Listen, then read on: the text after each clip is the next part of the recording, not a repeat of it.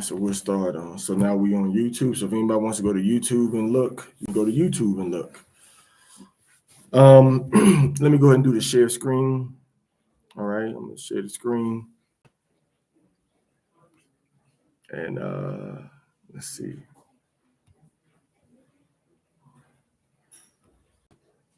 So somebody go on there for me, please, and see if you can see it, because it's coming up on my screen, but I don't know if it's coming up on your screen. All right. It's coming up on my screen. I don't know if it's coming up on your screen. So somebody just go on there real quick. Just tell me if it's coming up on your screen. Por favor. Somebody. Just let me know. You might have to unmute yourself and tell me over here. I'm trying to get to it, Elder. Okay, take your time.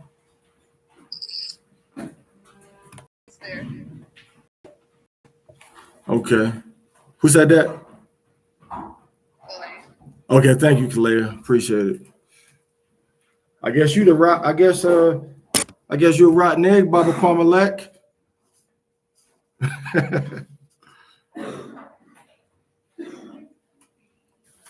All right, so I'm gonna cut. But I'm not the last.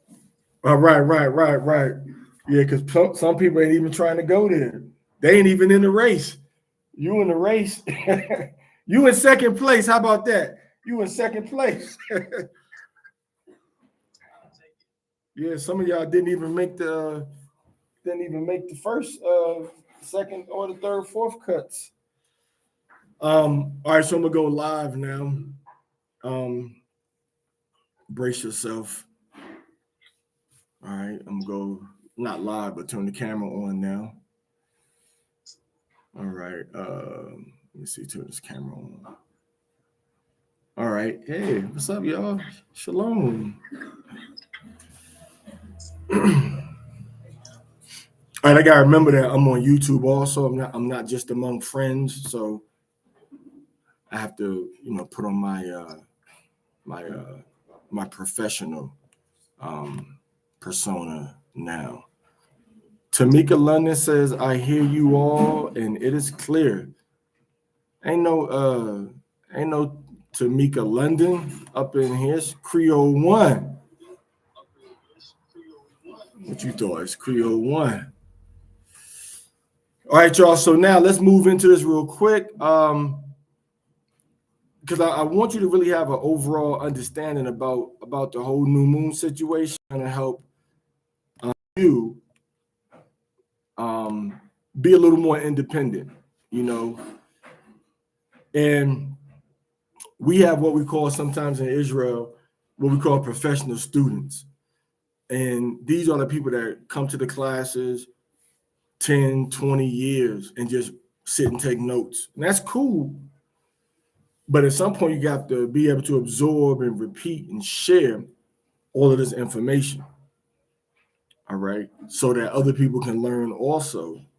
And you can fill in the gaps when there's deficiencies in information in your congregations, fellowships, constituencies. We are a nation. Okay. We are not a camp or a congregation in the sense of how people use those words now. We're not even a camp in the biblical sense. Nobody is. When you understand how it's used in the Bible, look it up and you'll see how it's used in the Bible. We are, however, together, corporately as one body, we are a congregation. The scriptures always talk about the congregation as a term used. Hey, can y'all keep it down out there, please? As a term used for the whole nation. So we are a congregation. We're a congregation. That's a term used for the whole nation. And oddly enough, the word for congregation is a word that's used for like a testify or testimony also. All right. Anyway, I digress. So I want you to have the equipment. I want you to study this information. We're not going to grow as a people if it's only a few people that have the basic information that all Israelite children grew up with. And I got to talk about our Ashkenazi and our Yemeni brothers for a minute, because I know they have a strong oral tradition of reciting and memorizing these verses in Hebrew. From the Torah, Yemen is number one. So my point is that when the scripture says, "From a child thou hast known the scriptures," when Paul is talking to Timothy, what he's saying is that from a child, Timothy attended synagogue likely and had to know the scriptures.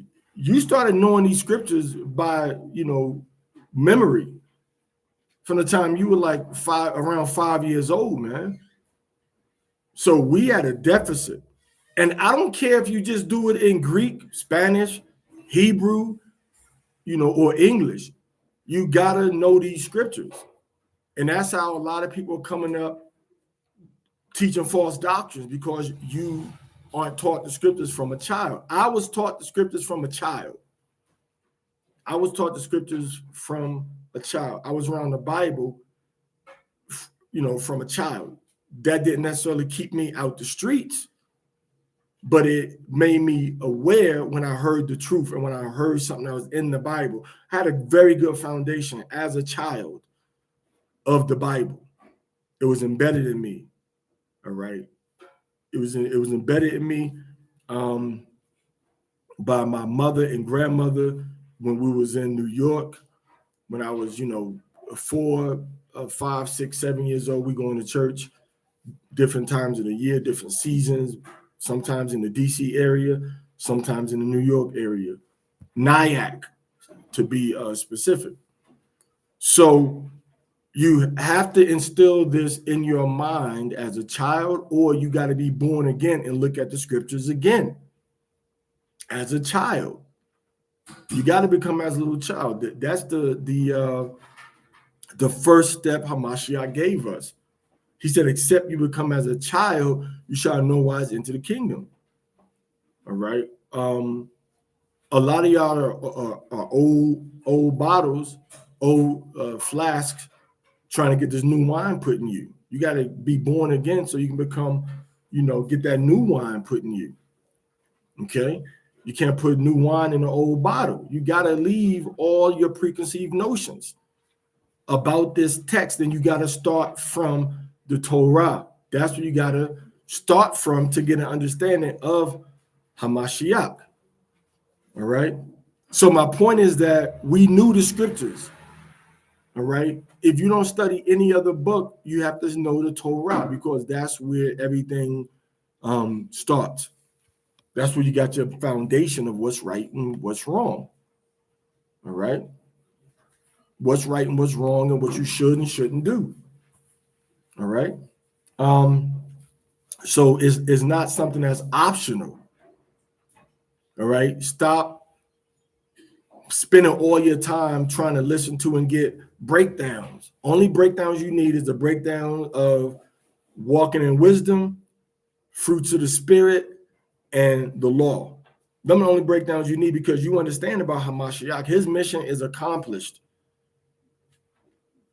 Right. So understanding about him is going to give you, more insight about him, but it's not going to give you insight about right and wrong. You can take on more of his characteristics by reading about him, no. All right. But you got to understand these scriptures. Okay. So now you see the document, Yasha Allah, Holy Torah, Wisdom Commandments, exhaustive with halakha, meaning showing you how to walk out these commandments based on Article 5. All right. Based on Article 5 and Article 6 of the 12 Torah articles of belief of Yashar Allah.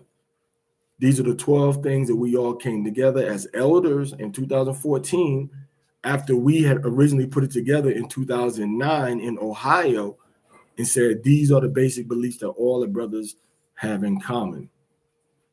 All right.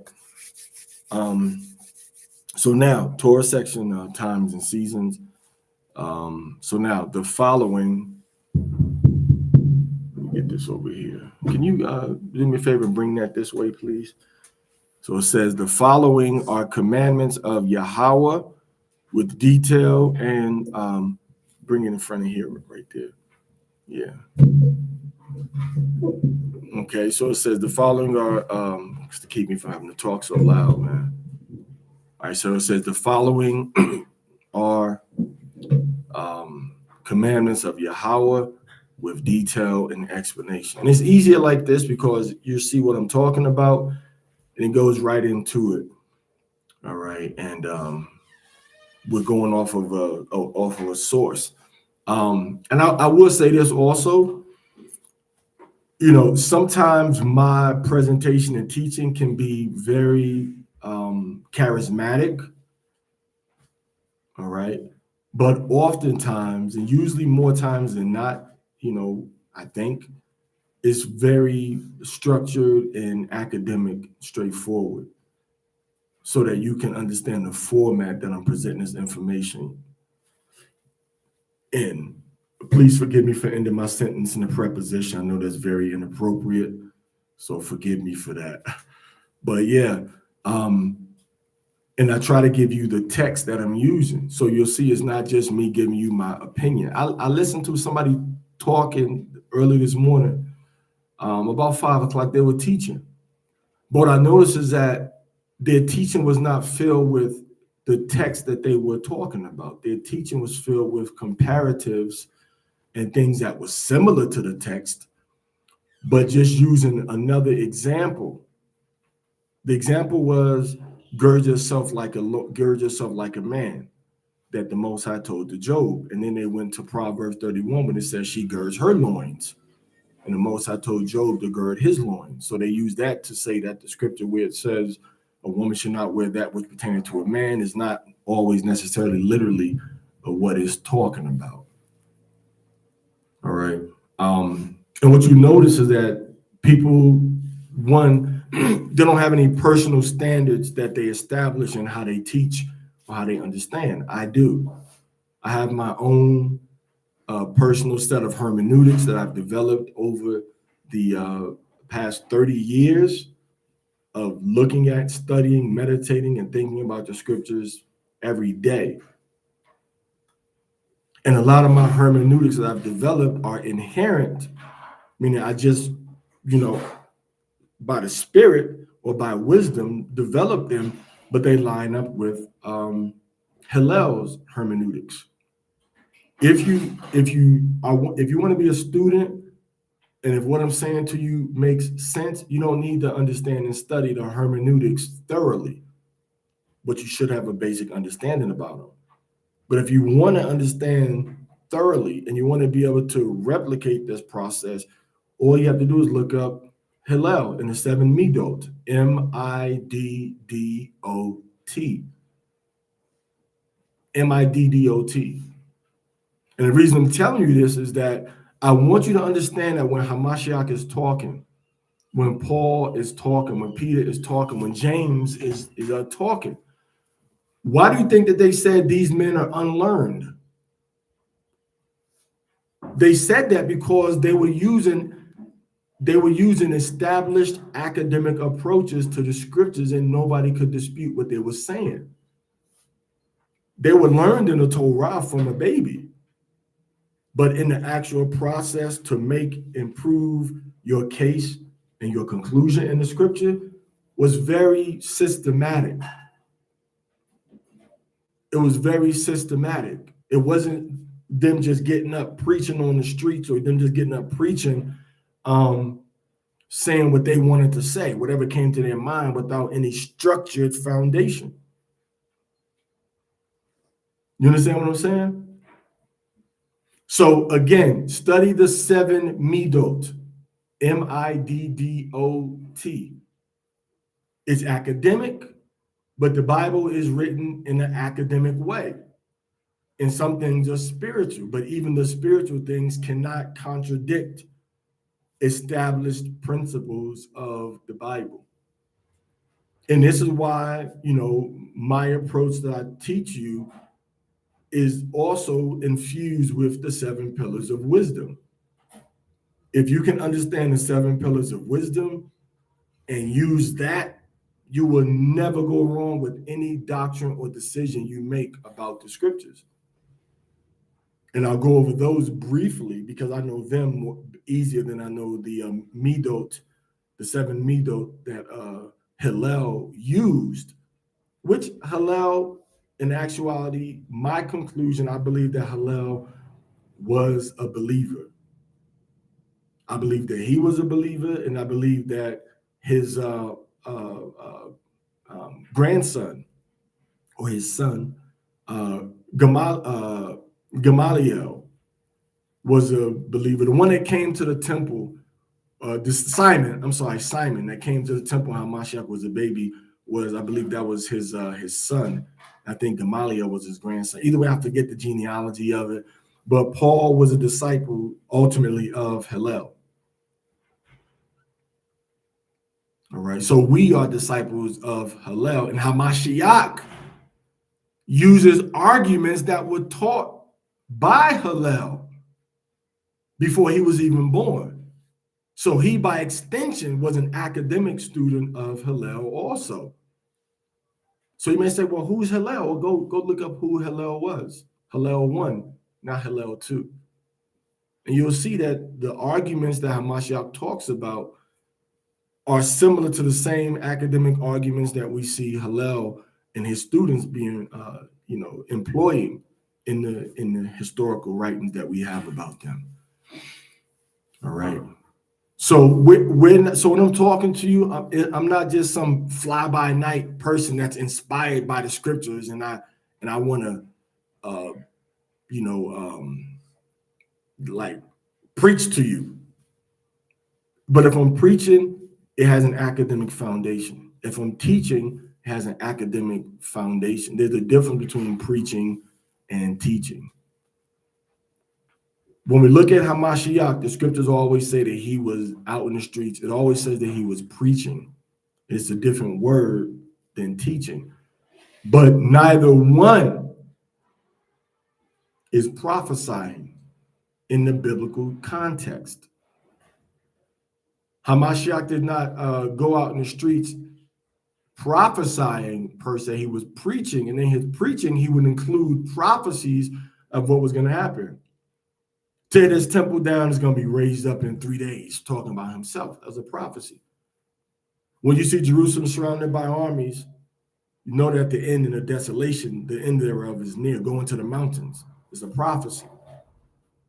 Luke 19. But most of his teaching was preaching. Most of his preaching, rather, outside was preaching, not prophesying. So theologically, according to the Bible text, when the Bible says any man praying or prophesying with his head covered dishonors his head, if you're sitting at a table or outside talking about the Bible, reading from the Bible, explaining to people, that is not praying nor prophesying. You can have your head covered. But men said, hey, we the prophets, so we're prophesying. So we got to uncover our heads. No, when you look at what Hamashiach was doing and what Paul was doing, they always say, I was preaching. I was preaching with you and disputing with you daily in the temple. The scripture, he was preaching in the streets. Scripture don't say he was prophesying. So how can you exalt what you're doing above what your master was doing? So yeah, if you teach it in the streets and you're talking about the Bible, you can cover your head. If you are praying publicly or privately, or if you are prophesying, meaning the Spirit of the Most High comes upon you like Ezekiel or Isaiah, okay, now you prophesy and uncover your head. Even if you're going into some 1 Corinthians 14 type stuff where you're prophesying in an assembly, the Most High is giving you a spiritual indisputable message of what's going to happen in the future, like a prophet we see in the Bible. Not, oh, I got a Bible and I'm an Israelite. I'm a prophet now. Nah, bro, you're not a prophet. You don't know what you're saying. That's a heavy office. So nonetheless, the point that I'm trying to convey to you is that, you know,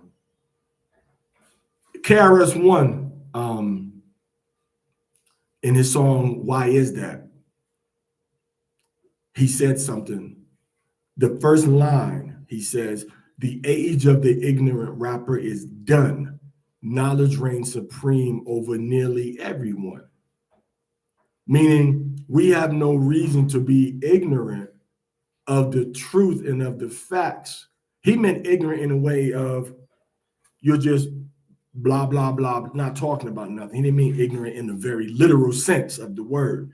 He meant ignorant like, you know, or you just an ignorant somebody, the way that we use ignorant as an insult, not ignorant in its true definition, like I'm just ignoring, you know, the fact, or ignorant or ignorant. I know we use it in a very colloquial way. All right. I'm not talking about the colloquial way or the literal way per se. I'm really talking about, we kind of throw it different ways. I'm talking about, he said the age of the ignorant rappers, and what does that mean? How am I using that? When I'm saying that the age of the ignorant teacher is done, the age of the ignorant Hebrew is done. Why am I saying that? Because there's too much information, too much records, too much access for you not to know the basics. If you don't know, it's because you don't want to know. Because you can literally type anything into your search bar now, and then it give you a lot of results for you to research and look at. But if you don't understand those 7 pillars and the 7 midot, you'll go off. So Hamashiach's teaching was rooted in what Hillel taught, what Gamaliel taught, in the way that Paul taught. They didn't just come out like, oh, I know the Bible and I'm gonna start. First, I'm gonna start teaching. First, they had a very rudimentary foundation of the Torah. You got to read the Torah, and I suggest that you use the New English translation of the Septuagint to read it. First, I suggest you use that first, the New English translation of the Septuagint. All right, which is going to be this book right here. So get a copy of this, all right, and read this one, the Torah, the first 5 books in this one first. Then once you read that first, now you can get a give me a chumash, the chumash over to somebody. Now you can get like and I'm telling you something. I'm telling you the reverse of what I did. Give me both of them. I'm telling you the reverse of what I did. I did it in the exact reverse. Both of those.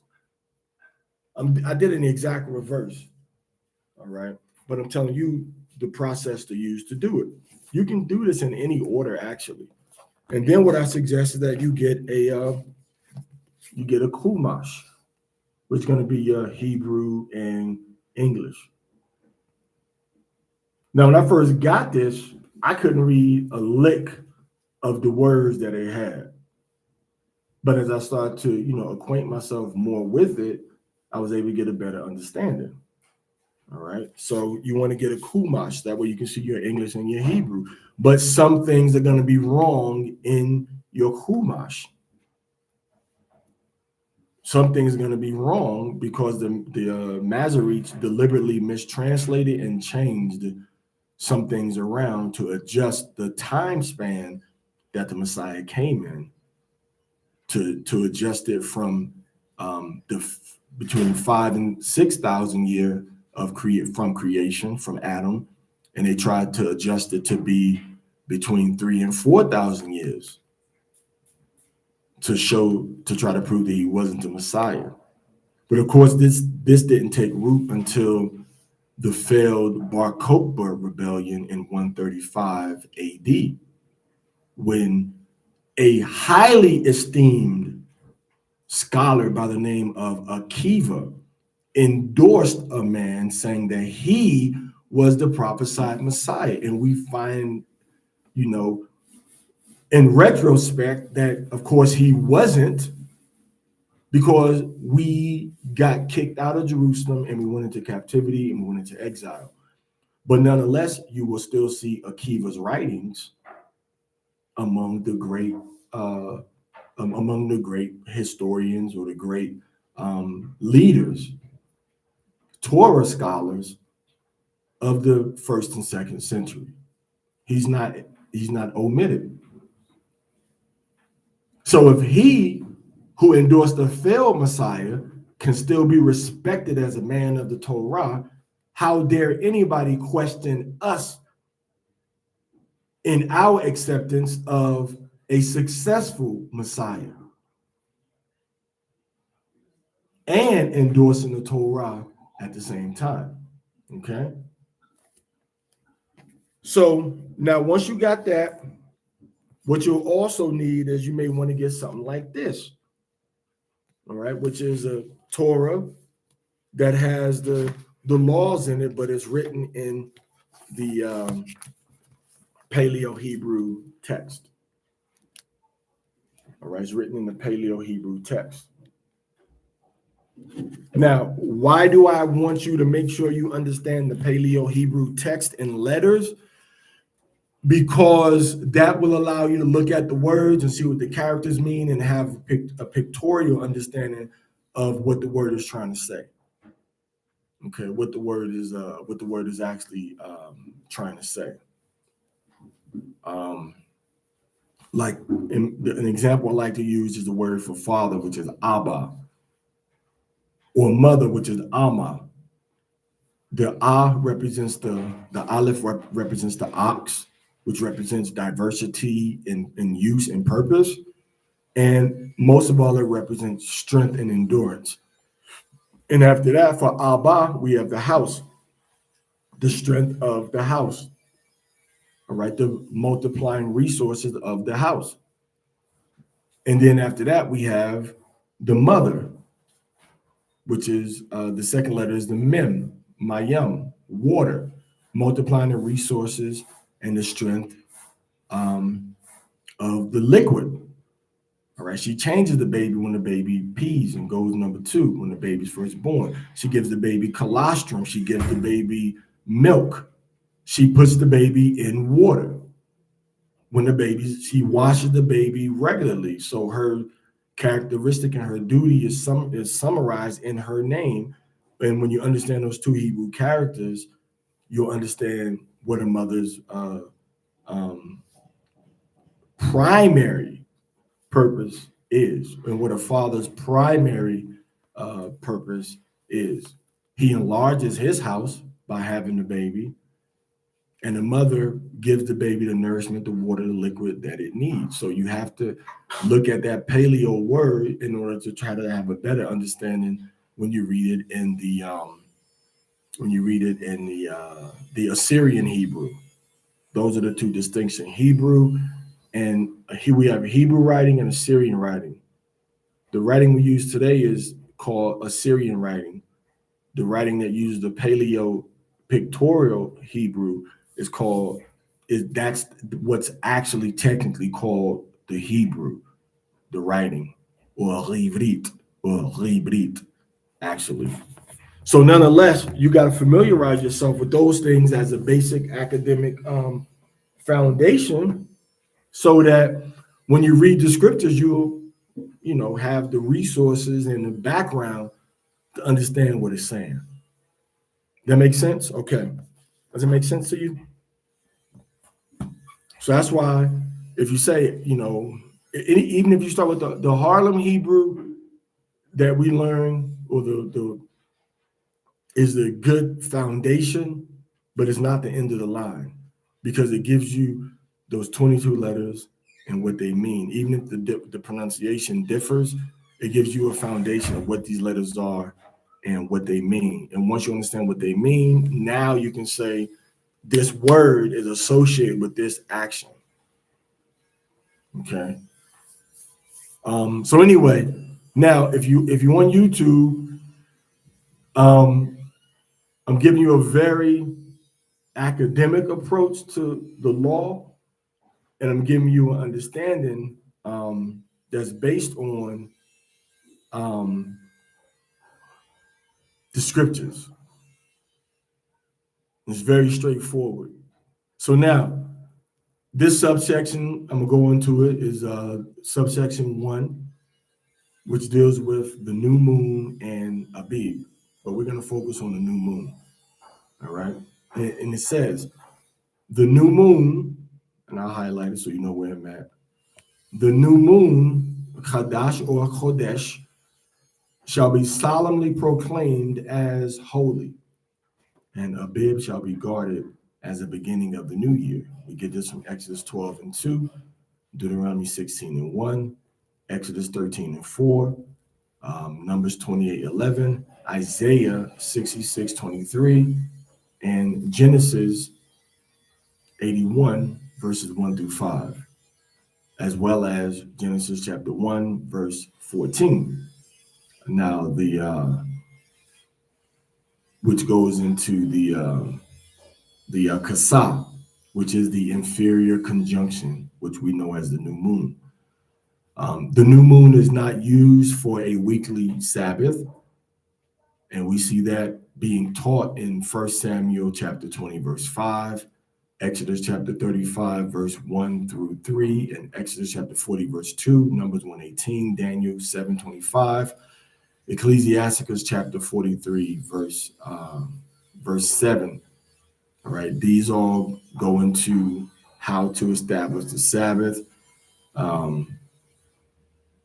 and the cycle of counting the Sabbath, the way the moon looks on the Sabbath.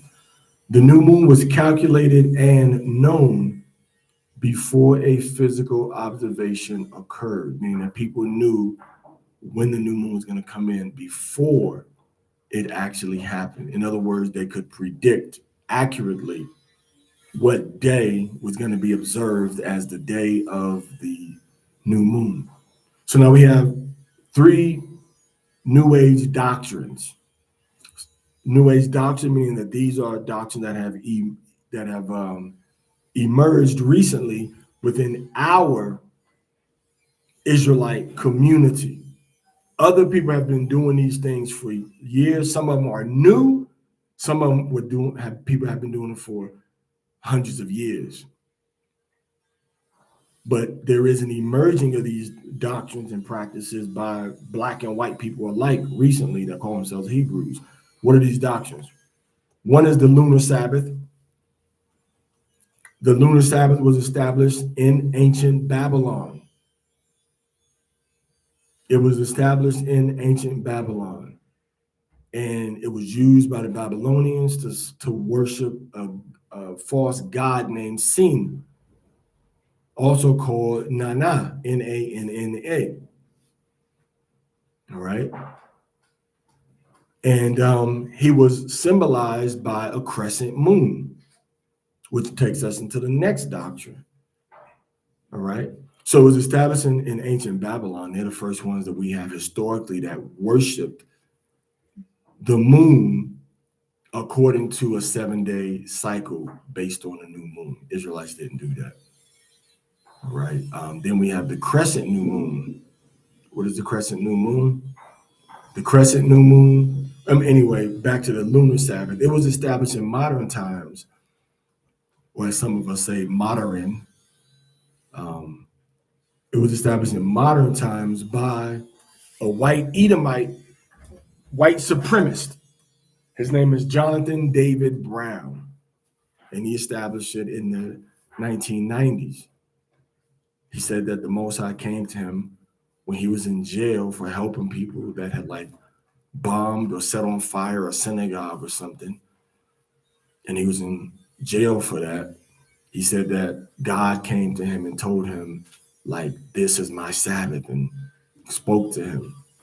So the black people, the Israelites that are following the lunar Sabbath, that's where it came from. It didn't come from Tahar. It didn't come from Philo. It didn't come from Josephus. It didn't come from Moses. It came from Jonathan David Brown. That's your leader. That's your prophet. The crescent new moon is another New Age doctrine. The crescent new moon was established again by ancient Babylon / Sumeria, and it was adopted by Judaism and used by ancient and modern idolaters. So why do I say that it was adopted by Judaism? Because even in the records of Judaism, which the original people that wrote those records are our brothers and sisters, our brothers rather. The original people spoken of in the Talmud, for all of the things that it has wrong in it, those are still our people. So in the Talmud, it tells you when you look up what they call in the Talmud, not that it is, what they call Rosh Hashanah. It tells you that Rosh Hashanah came at a time and was celebrated when the new moon was covered. And it uses the word keseh or kasa as the evidence and the proof. Because it says, what other month do we have a celebration when the moon is covered except for Yom Teruah? Elder, I have a quick question. So how did it even get integrated with our following, that whole lunar Sabbath? Because I didn't heard that before and was like, man, how did it even come to fruition? Because I know you've been in it a lot longer than I have, but just to your knowledge, how did it even get integrated into what we're doing? Okay, I'm sorry for not mentioning that earlier. I should have mentioned it. I apologize for that. It got integrated basically, and I'll answer briefly. It got integrated into the Israelite community of those people who are the descendants of the transatlantic slave trade, mainly of the tribe of Judah and the associated tribes of the Latinos and Native Americans, and our movement of Black people in America following the lunar Sabbath, and the Latinos that are doing it now. And GMS and Genesis and Sakari, it got introduced to us and our people through Tahar of Great Millstone. He was the first one that started practicing that around 2001, 2002. He started practicing that. All right. So that's the time span. 2001, 2002, but it didn't really take off prominently until like 2008, 2009. So that's how we got a hold of it. He didn't get it from his elders. He didn't get it from the community of Israelites that we came from, that had been around for several decades at that point. So that's how we started to practice it. Okay. All right, put a rub off for the knowledge, Elder. I am the bar. So yeah, a lot of this stuff people do and they defend it, but it's no different than a person that calls himself a Christian that's really not trying to defend breaking the commandments. You're doing it, but you're defending something that's not true because somebody has told you or you read something that you think supports your position, but it actually doesn't, and it hasn't gone through the checks and balances. You haven't started with the first pillar of wisdom, which is knowledge. So nonetheless, the crescent new moon was adopted by Judaism. When you look inside of the Talmud, it tells you that originally the new moon was practiced as the black moon, not the crescent moon. And then they went in and started to change the way that the words, the definition of the word, what Kesa meant, and they changed, but they can't change how the other languages use it. It means throne in the other Semitic languages, and in Hebrew, those three letters, something that you sit on and cover with your bottom. And it also meant crown, something that's set upon, your head. And the first letter of it is kop, the palm of your hand, which means to cover. Your palm is hardly ever open like this. It's always doing something, covering something, holding something. It's always hidden. All right. So that's another New Age doctrine about the new moon. Okay. And again, what I'm saying to you is so true. It's not subjective, it is objective fact. And if you research, all right, if you research and you look into the just generically, you'll see this information is out there. If you just look in the Talmud, or does the Talmud ever just read it? I'm telling you what to read. Go in the Talmud and look up this section in the Talmud where it talks about, the Rosh Hashanah.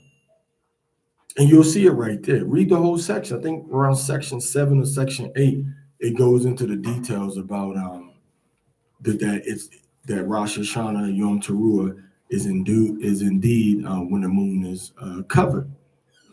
So now the next new moon, and I guess I got to call names now. The full new moon was established by modern Edomites and Israelites ignorant of Torah and Hebrew. Now, Nathaniel and them, Nathanielaga from IUIC, he's the one that started using that, pushing that doctrine onto the people. He introduced that doctrine onto the people and pushed it onto the Israelites. All right, and that happened around 2016, 17. All right, that happened around 2016, 17. He started to say, oh, the new moon is white. It's not black. Which again, all of these guys, he's going against his elders again, and he's starting something new. So you can't just come out with something new. And that's why when I'm talking to you, I'm giving you a strong foundation when I say, hey, go back, transport yourself and analyze your information from a first century perspective, because that's going to give you the time of Hamashiach and how people were doing stuff then.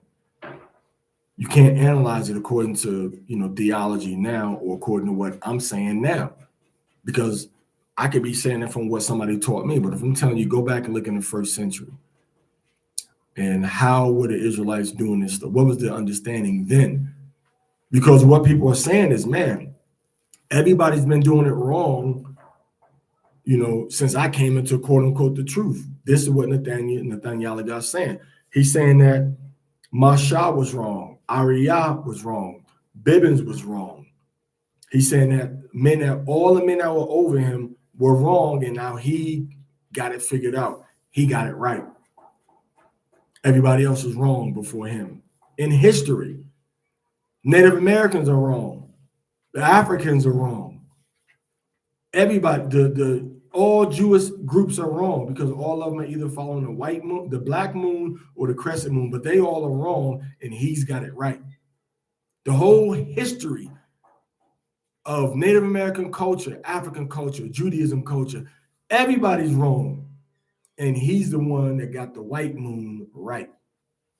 And everybody to do it his way, because he's right and everybody else is wrong.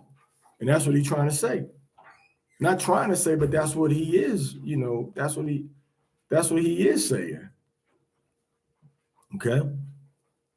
So those are the doctrines that were introduced and the doctrines that need to be avoided.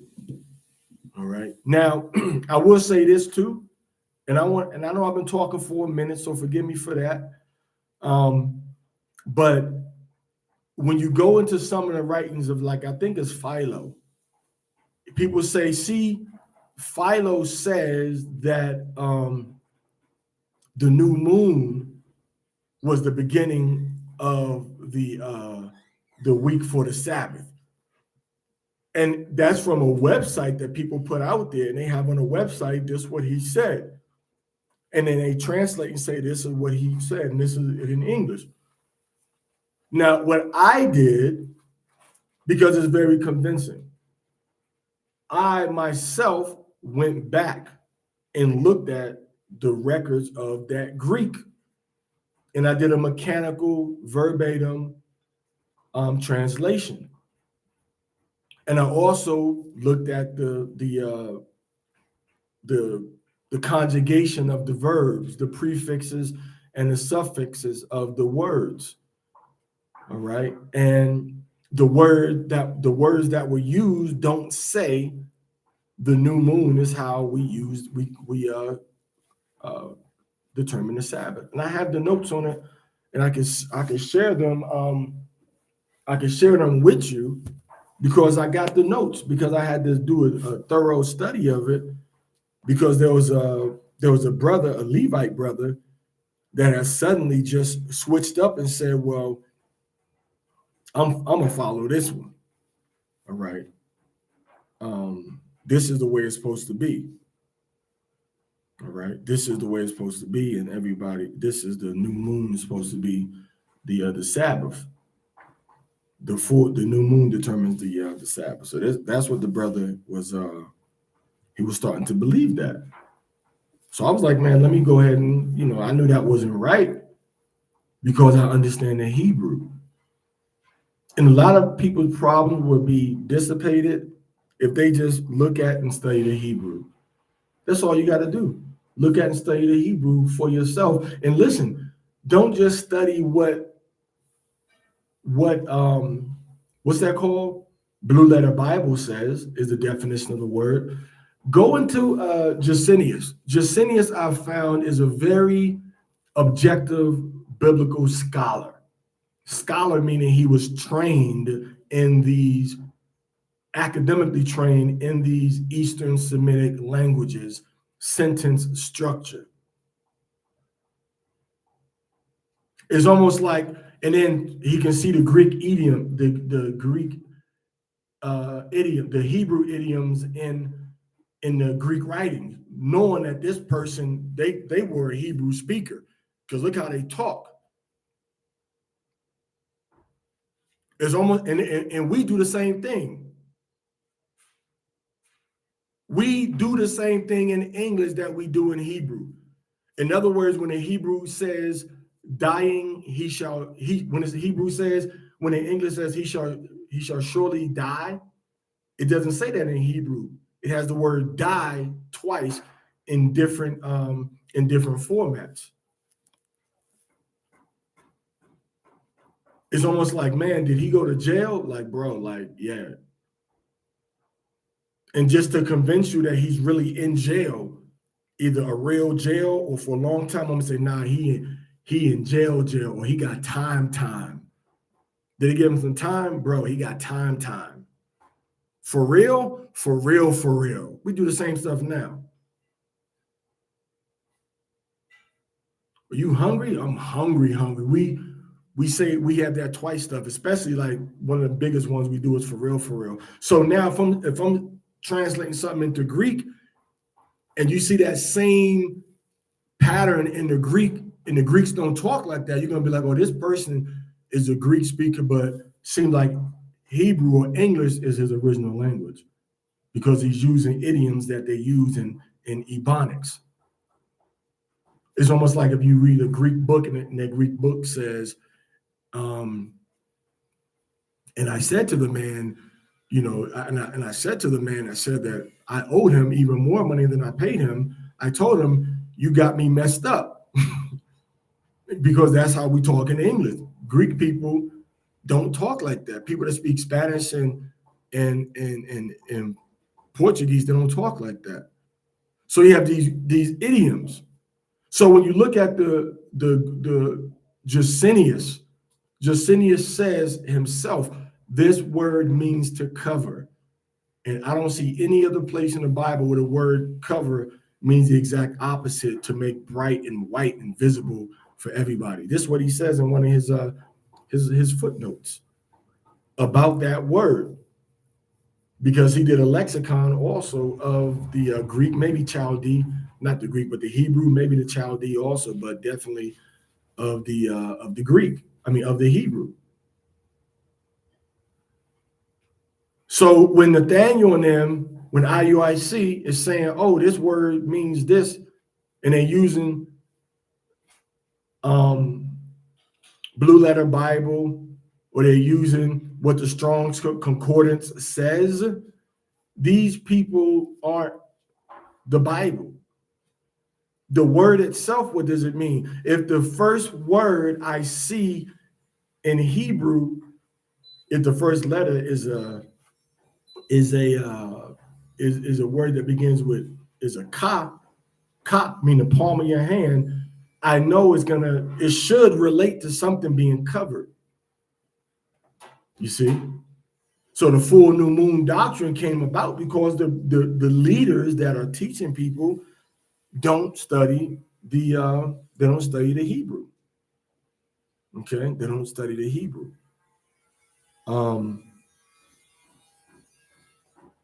They don't study the Hebrew. They don't study the scriptures. Okay, they don't study what the Most High has given us. All right, so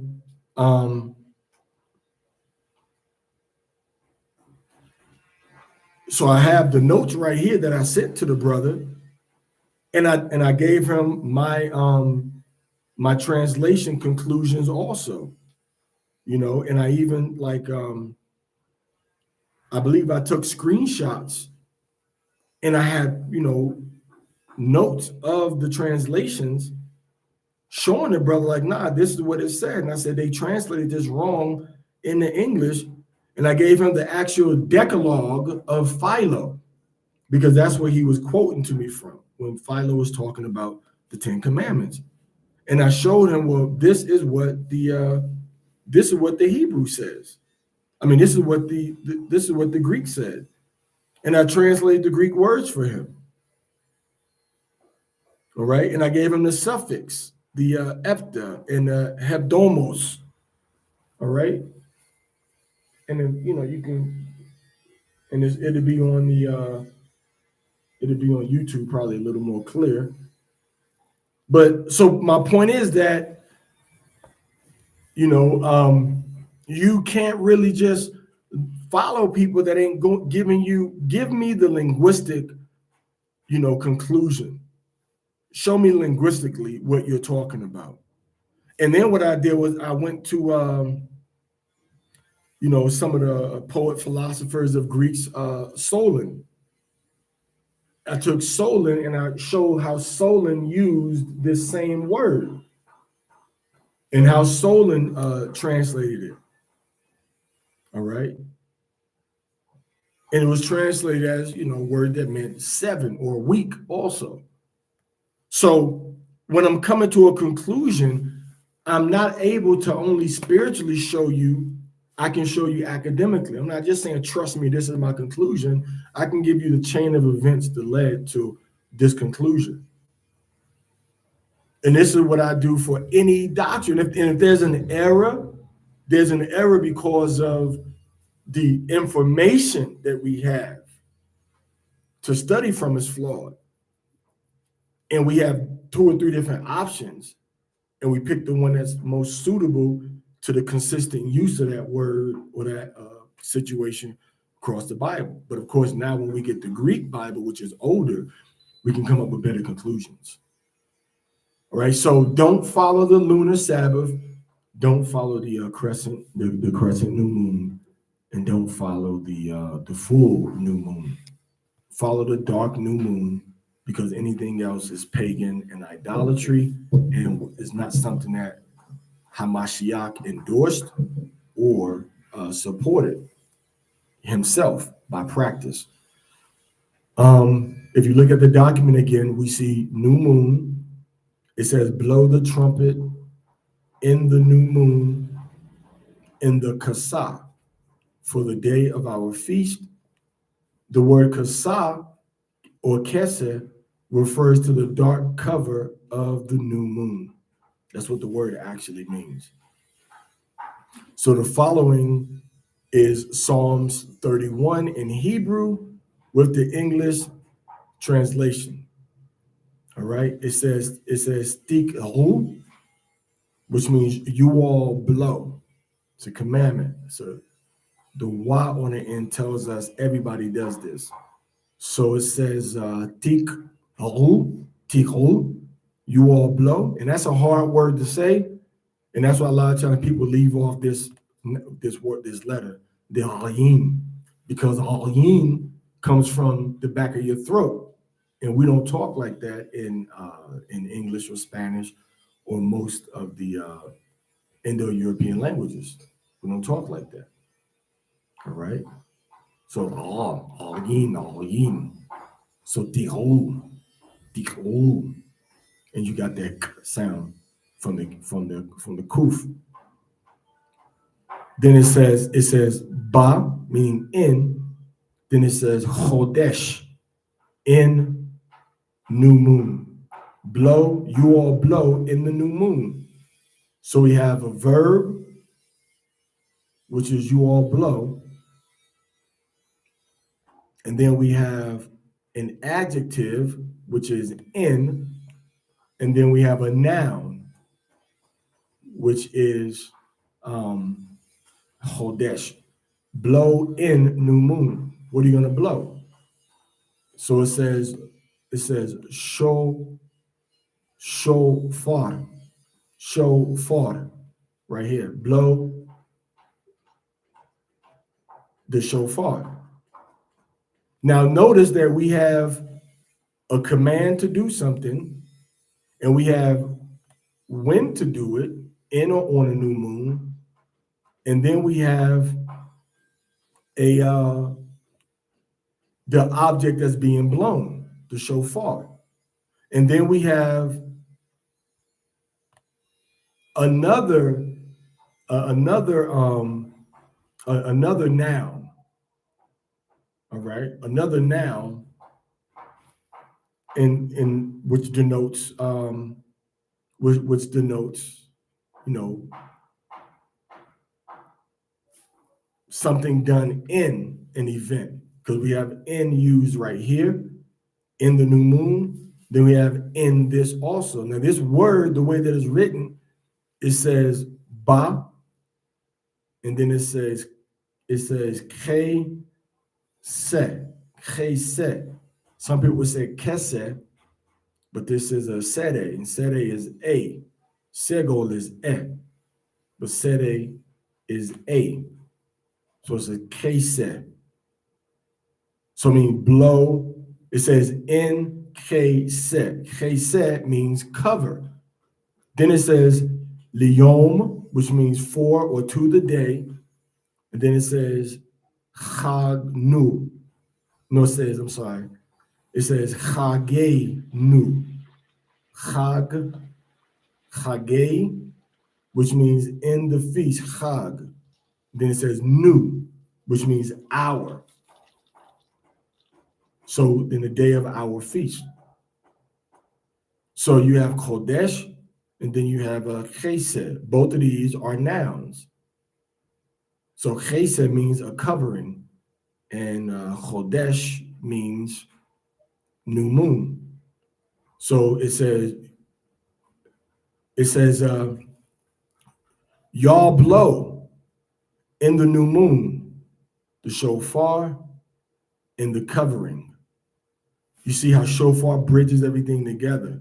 It's a noun connected to the other noun with the action that's being done by something. So it's very poetic. So literally it would say, blow you all in the new moon, the shofar, in the covering. Then it says to or for the day, our feast. All right. But if you just take kesed for itself, you don't have nothing to connect it to. Kesed, it says in the kesed. So in this thing, that's a noun. What am I doing in it? I'm doing the same thing I'm doing in this noun, in the new moon. What is that? I'm blowing. Notice the whole sentence, right, only has one verb. The only verb is to blow. And then I got another noun, which is shofar. And then I got another noun, which is day. And I have another noun, which is feast. So I'm blowing in the new moon, the shofar, in the covering for the day. So if you take out all of this other stuff, it will be blow shofar for the day of our feast. But now it is assigning two nouns to this feast, which is it's the feast that's going to be new moon, and it's a feast that's going to be covering. So if you go into the derivatives of this word, keseh or kasa, K-A-S-A-H, or K-E-Y-S-E-H, or K-E-I-S-E-H, it tells you that, look it up in the Klein's dictionary. Always use your Hebrew dictionary. Use an academic dictionary. You can use a religious dictionary, but it's going to be, if you use a religious dictionary, you want to use a lexicon or something where you can see the words together. Because if there's like 3 or 4 different ways to say 3 letters in it with the Hebrew word, you want to see, okay, how do they use these words? Okay, how do they use these words? So if you see, oh, well, this way says that this is a throne and a covering, and this word says it's a full moon, and you can see, oh, wait, something's wrong. That doesn't make sense.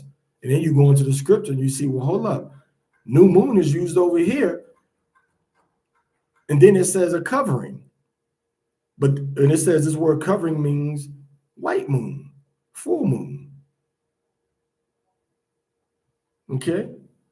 And then you keep reading that same Psalms 81, and it says, well, hold up. This is talking about Joseph.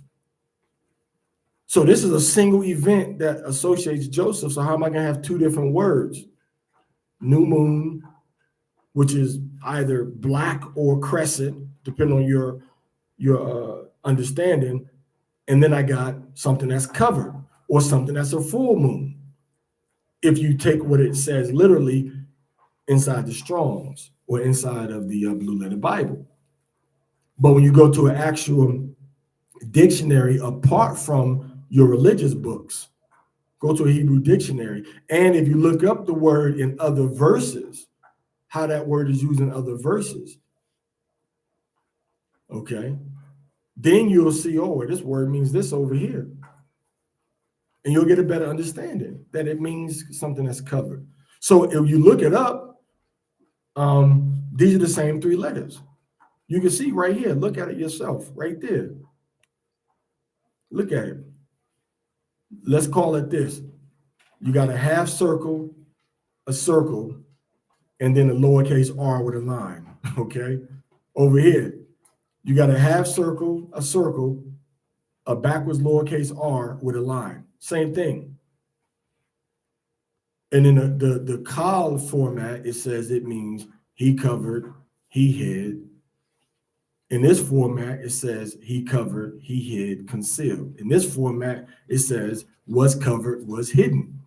You keep going. Was concealed. Klein Dictionary. All right. Machaseh or mikaseh. It says mikaseh.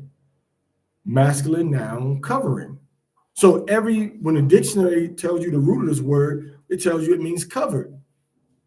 So why am I going to now think that when I read this same word in the Bible, and a scholar is telling me this word means covered, the dictionary is saying this word means covered, the other use of the word in other books tells me that it means covered, why am I now going to believe that it means a white moon? So if I see this word used meaning covered, and I see it being associated on the same day as the feast on the new moon, I know that this new moon is covered. So I know that the new moon is now covered. So I'm not going to see a crescent when it's the day of the new moon. Now, I will say this. Let me say this to you. Let's suppose that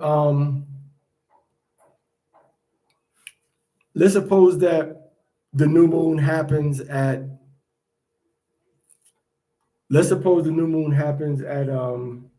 11 a.m.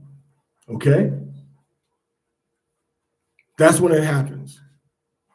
So if it happens at 11 a.m., that means that previous day, I'm going to start keeping as a holy day. Okay? Because that morning started the previous night. So I'm always going to go back to the most recent, the previous sunset before the event happens. It's almost like if it's 11 o'clock on Saturday, you're not going to say, oh, it's not the Sabbath. You're going to say, no, Friday night, last night began the Sabbath. You're not going to say, oh, it's 11 a.m., so the Sabbath is going to start tonight. You're going to say it's 11 a.m. Saturday. The Sabbath started last night. Why? Because you're looking at when does that day start. So through this same logic, through this same rational reasoning, you're going to say, okay, this event, and this is exactly what we do with circumcision. This is exactly what we do with circumcision. When Ariasha'an was born, he was born, what time was he born? At 11:30 at night, right?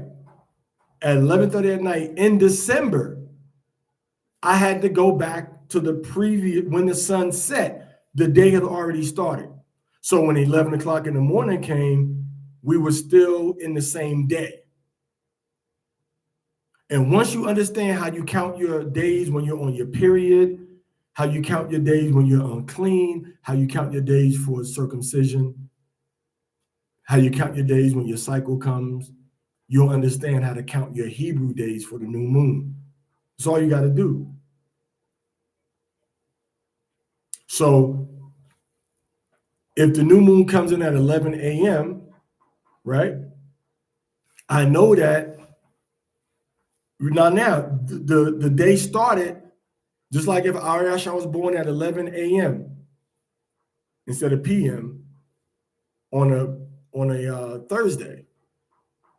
That day started on Wednesday night. Wednesday night started the day. Darkness came, sun rose, 11 o'clock, same day on Thursday, same Hebrew day. It didn't reset at midnight. We don't reset at midnight. We reset when the sun is below the horizon, when it's dark outside. That's when we start a new day. That's when we reset the day, okay?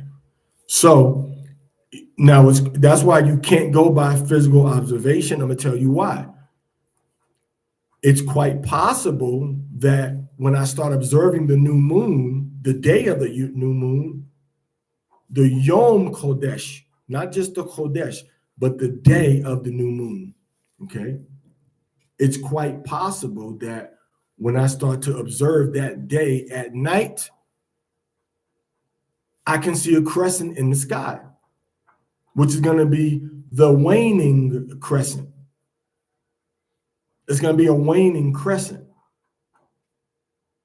And the reason it's waning is because it could just be a little slither of light because we haven't come into a full conjunction yet.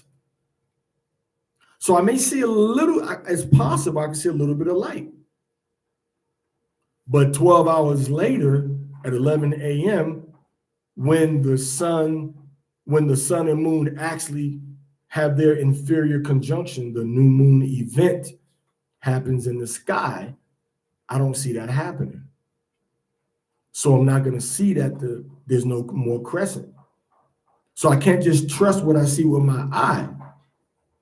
I got to trust the scientific calculation like David did, okay, up here in 1 Samuel chapter 20, verse 5. Go to that real quick.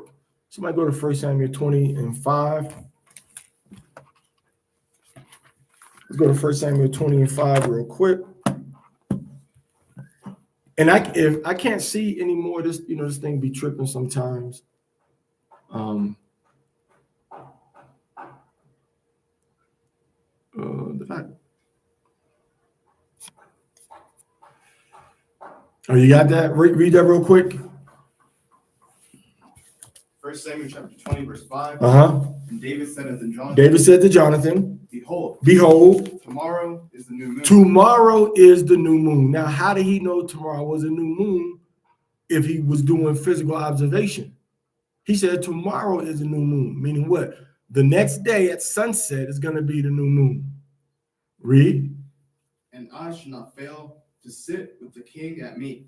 So everybody had planned this special meal because the new moon was coming and they knew in advance. So if he says tomorrow, that means that he can go into the day clean. Not, oh, we see it, now we're going to go. And so that didn't happen. That's a myth. Israel didn't look at the crescent and announce it. That's a lie. We don't see David saying that. Oh, tomorrow. He said how many days? Tomorrow. He said tomorrow's a new moon. So he knew when in advance. Anything else on that significant? I may hide myself in the field until the third day. Okay, so he said, I'm going to hide myself 3 more days until the third day evening. And even. All right. So we see that the new moon that they knew in advance when it was going to happen. So it was something that you could program. This is going to be the day of the new moon, and I'm supposed to go to this dinner. So how is everybody planning to have this dinner if everybody's waiting to see a crescent in the sky and then plan for the new moon?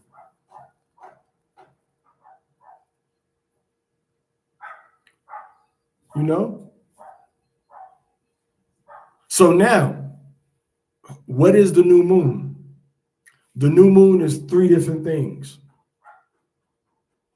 The new moon is one. You can look at the word Chodesh, or it says Chodesh. It's 3 different things. You can look in the Strong's look at that word, but this definition is not from Strong's. But the new moon or the Chodesh or Chodesh is 3 different things.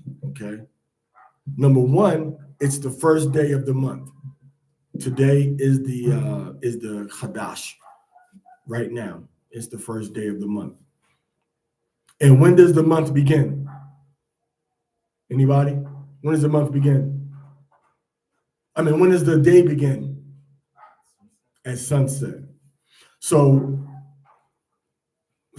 the new month, monthly or month, the first day of the month is called the Chodesh. So you got to determine, or Chodesh, when does this day start? And again, the day starts when you look on a clock, when you look at the new moon, and it says the new moon is going to be, I think this time was what, like 8, I think the new moon was look up the new moon time. I think it was 8:19 a.m. Somebody can look that up real quick. I think it was 8:19 a.m. on Tuesday. And this is how you understand and think about it. All right. Actually, it's on the new moon. It should be on the calendar too. If anybody got the calendar, they can pull up. I don't got access to it immediately. What time is it?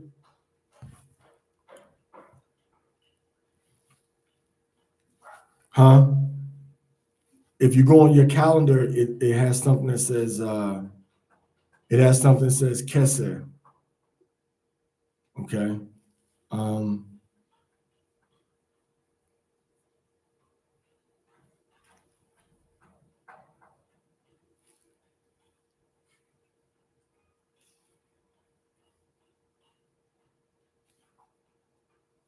Can anybody pull it up real quick? What time does it say?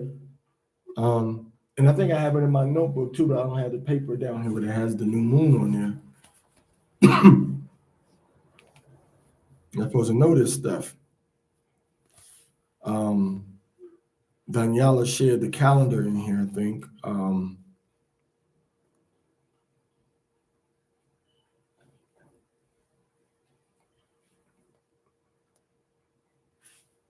What's wrong with your phone? Let me have it.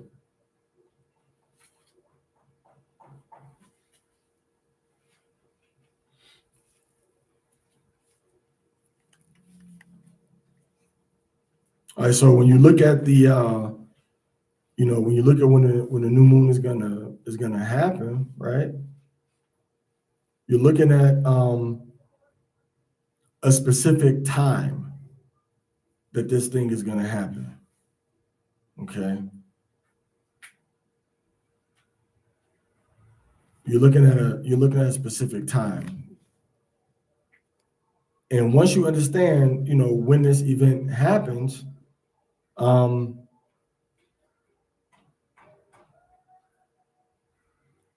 you can say, okay, is it gonna be when did the sun go down on this particular day?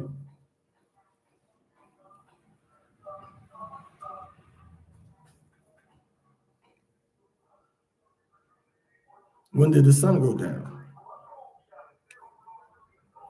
Okay, and once you see when the sun went down, now you can say, well, you know what? Was it dark when the new moon happened or not? Okay, so the lunar phase that we're in now, well, they already went on to they have October 21st, it says, for this time region here at 6:25 a.m. is what it says, which means it's going to be on the West Coast 5:25 a.m. and for the East Coast 8:25 a.m. and Dominican Republic 8:25 a.m. So since the new moon is also the first day, what do we say? We say Chodesh Shalom. And we're saying happy new moon. But are we saying happy new month for the whole time? No, we're saying this day we just started is the day of the Chodesh or Chodesh. So when it says that if the new moon happens at 8:25 a.m. today, Eastern time, in other words, between 5 and 8:25, depending on your time zone, is when the new moon happened. When did that day start? Does it start in the future tonight, or did it start last night? It started last night. So that's one definition of the Chodesh, the first day of the month. That's why we said Chodesh Shalom or Chodesh Shalom, meaning peaceful new moon, peaceful first day. Yom, the first day of the month, all right? They call it Yom, all right? Yom Rosh, or you say Rosh Chodesh also, all right? The head of the month, all right? And also, secondly, the Chodesh is actually the entire lunar month itself. That's why you say we're in the 8th Chodesh now. So the actual month itself, the lunar month, this whole time frame, you would say tonight, you'll say, oh, we're in Yom Shishi, we're in the second day of, not Shishi, Yom Shani, so Salakia. Shishi is 6. Yom Shani, we're in the second day of the 8th month, of the 8th Chodesh. And you're going to say Chodesh, throughout this whole time frame to say the new month. The third thing that it is the time of the celestial new moon event. Here, get this back. The new moon occurrence happens at a specific time and date. All right? Specific time and date. So we have a time that happens, we have a time, we have an event, we have a time that happens. The new moon happens at a certain time, and it's ordinal, meaning it happens in a numbered sequence, first, second, third, fourth new moon, Chodesh, whatever. And it's also the first day of that, the whole 24 hour, 25, 23, whatever time frame of that particular month. all right, of that particular day, rather. So now when we look at Isaiah chapter 66:23, it says, and it shall come to pass that from one new moon to another, from one Sabbath to another, shall all flesh come to worship before me, says Yahweh. So the new moon was also seen as a day of worship, a day to come and worship before Yahweh. All right. So the new moon is the beginning of the month cycle and the first day of the month, and it occurs every 29 to 30 days. That's the new moon. All right. And the reason if you notice, most new moons we reiterate, we review the information about the new moon. So Satan can't come and snatch them seeds up because you're not reviewing or studying. You're not getting this information. So now it's not fresh in your spirit. So now somebody's coming and giving you a whole different doctrine. So now the new moon goes through many phases each month. The first phase is called the new moon and the Achad La Chadash, which means the first of the month. It is a day for a special meal as well as a day of worship. Okay. Now, when we go into Ecclesiastes 43, verse 6 to 7, it tells us that Yahweh made the moon to serve in her season for a declaration of times and a sign of the world. From the moon is the sign of feast, a light that decreases in her perfection. All right. So it was made for months. All right. Not for weeks. It was not made for weeks, it was made for months. So if you look over here, you see the cycle. You got the new moon. All right. You got the, and I'll increase it so you can see a little better. You have the new moon happening right here. And then the new moon gets a crescent on the right-hand side when it starts to come out of the new moon. Now you get the second, third, fourth, fifth day of the month. During a quarter of the month, 6, 7, 8 days, you'll see a half moon. And then you'll see it getting brighter and brighter, and you'll see the left side is uneven looking. That's called the waxing gibbous. When you, or gibbous. When you have the full moon, it's, plump. It's not going to be always 14 days. So you can't say, well, the moon is not full yet, so we're not observing the Passover yet, because you never have a full 14-day cycle. And again, if it doesn't come in at nighttime, at the time you're looking at it, it may not look perfectly half, like a full moon halfway through the cycle. Then you got a waning gibbous. That's when the left side is full looking and the right side starts to get, more uneven looking. And then you have the last quarter, which is the half moon on the left-hand side. The light's on the left-hand side. Then you got a waxing crescent. All right, waxing crescent is when you got this little bit of light on the left-hand side. And this is what you may see at nighttime on the day of the new moon, because the new moon event may not have happened yet. So you may see a slight crescent, so you can't be like, oh, I looked in the sky, man, I saw a crescent. So we're doing the crescent moon. No, the new moon may come in 11 hours later. And guess what? The new moon may come in 3 minutes before the new day starts tomorrow. So you definitely may see a crescent that previous night, because now you're talking about almost 24 hours.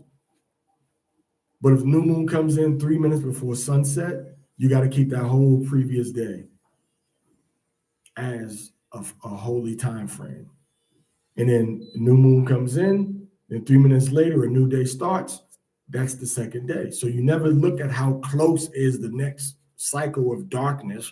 You always go back to sunset before the new moon. So this is just a chart showing you, about the new moon, whatnot, okay? So now The moon is used to verify all of the feast days. We get that from Psalms 104:19 and Genesis 1 and 14. All right. The new moon is used to verify. The new moon works with the constellations. So we're looking at the moon being in a particular constellation, usually.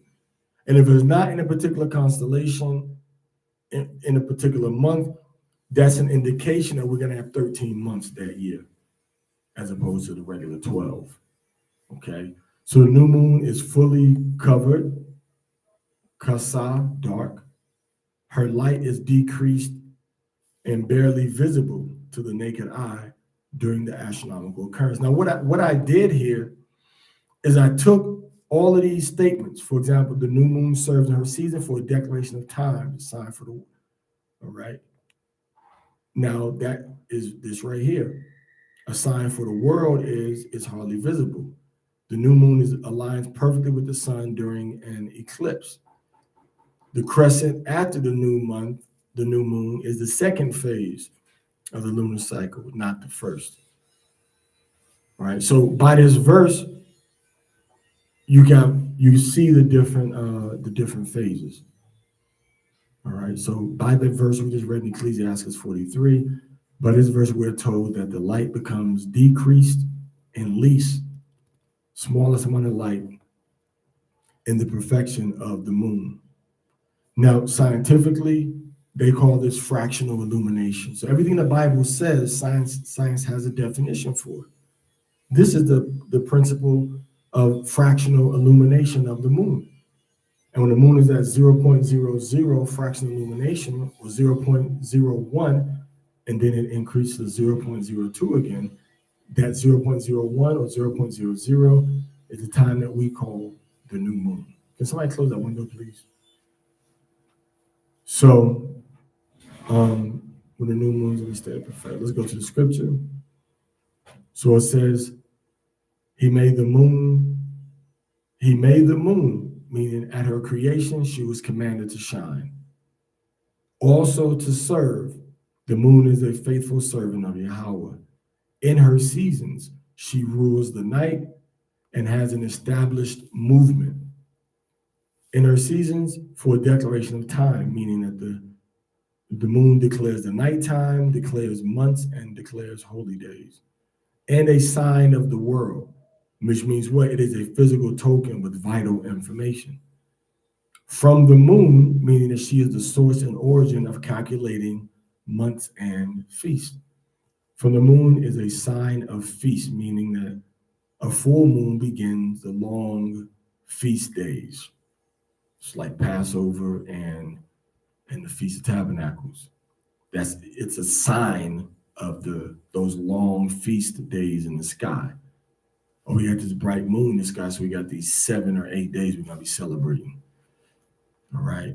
Now, if you're keeping the Passover and the tabernacles like IUIC and them are doing under the black moon, then you don't have no sign for that, no visible sign for that holy day. And we're not talking about some Jeremiah chapter 10 type stuff where we're not dismayed at the signs of heaven. We just know that the Bible says it's going to be a sign for us. Now it says from the moon, also it says from the moon, she's the source and origin of calculating.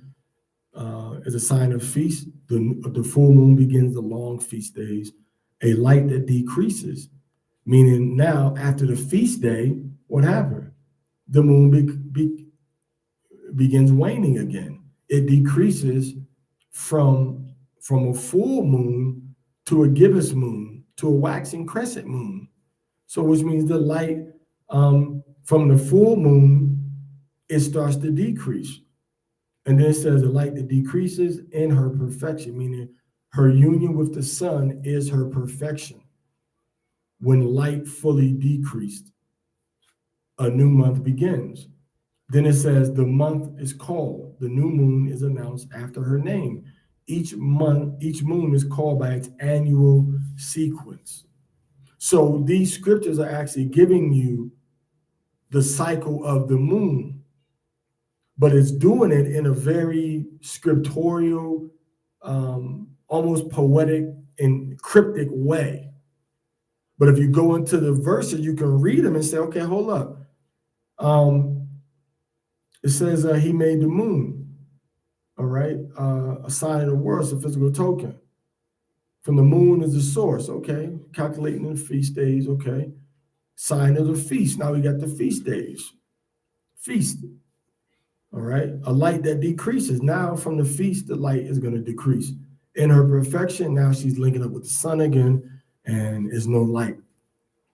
Then it says the month is called after the month is called after her name. Now we got this new moon, the month, the Chodesh, the new moon coming in again. Now what does it say? Increasing wonderfully. Now it starts to wax again.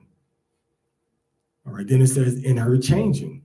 Why? She passes through the changes of increased light. Then it says being an instrument of the armies above, meaning what? Now she's an instrument, so you can look at her and she's shining.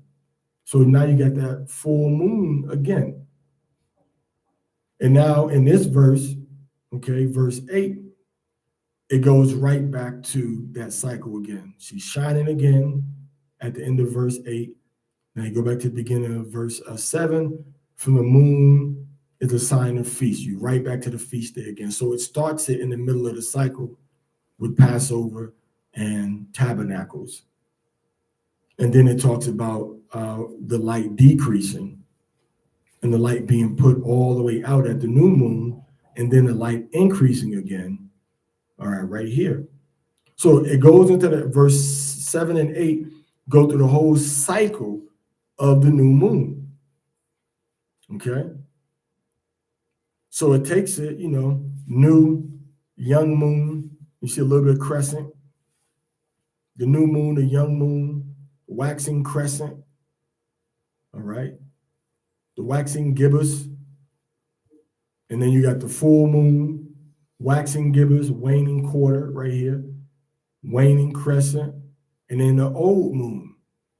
All right, waning crescent, and then the old moon, and now you're going to get into the new moon again. All right, so that is a kind of an overall summary of the of the new moon. All right, meaning that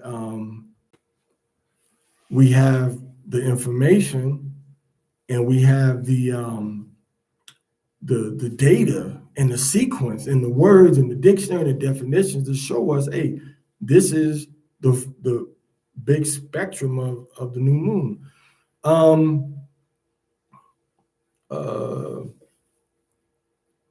Use knowledge. Question was good point. Elder Torah scholar, Karis one, intend to use knowledge and instruction under the auspices of the 7 pillars of wisdom to come. Nah, I doubt it.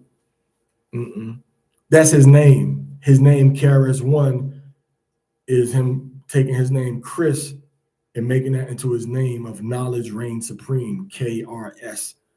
Knowledge reigns supreme, then one over nearly everyone. So he had his name, then he made the name knowledge. So when he talks about that song, he's talking about just simple knowledge and him bringing forth the knowledge being the ultimate ruler of what we do and how we make our decisions. That's what he meant by that phrase.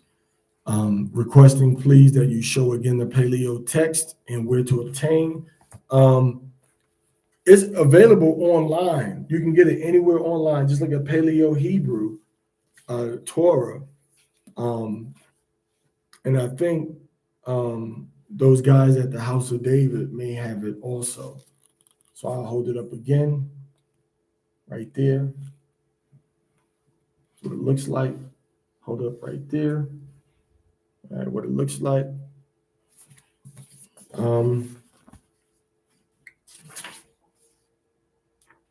And I don't see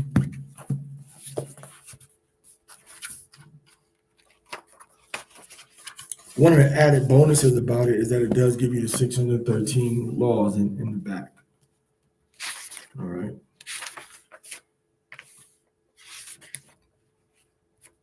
And I'll hold it up again, the pages and stuff. All right, so that's Genesis 5. All right, see that one. Messenger 2. All right. Let's see. Somebody said valuable lesson, poetic phenomenon, decided to come to YouTube, very better audio. Okay. Hey, somebody check that pump. I don't know if it's pumping or it looks like it's pumping. All right. That is pretty much going to give us the summary. We'll take a break. It's 2:35 my time. We'll come back and pray in a little while.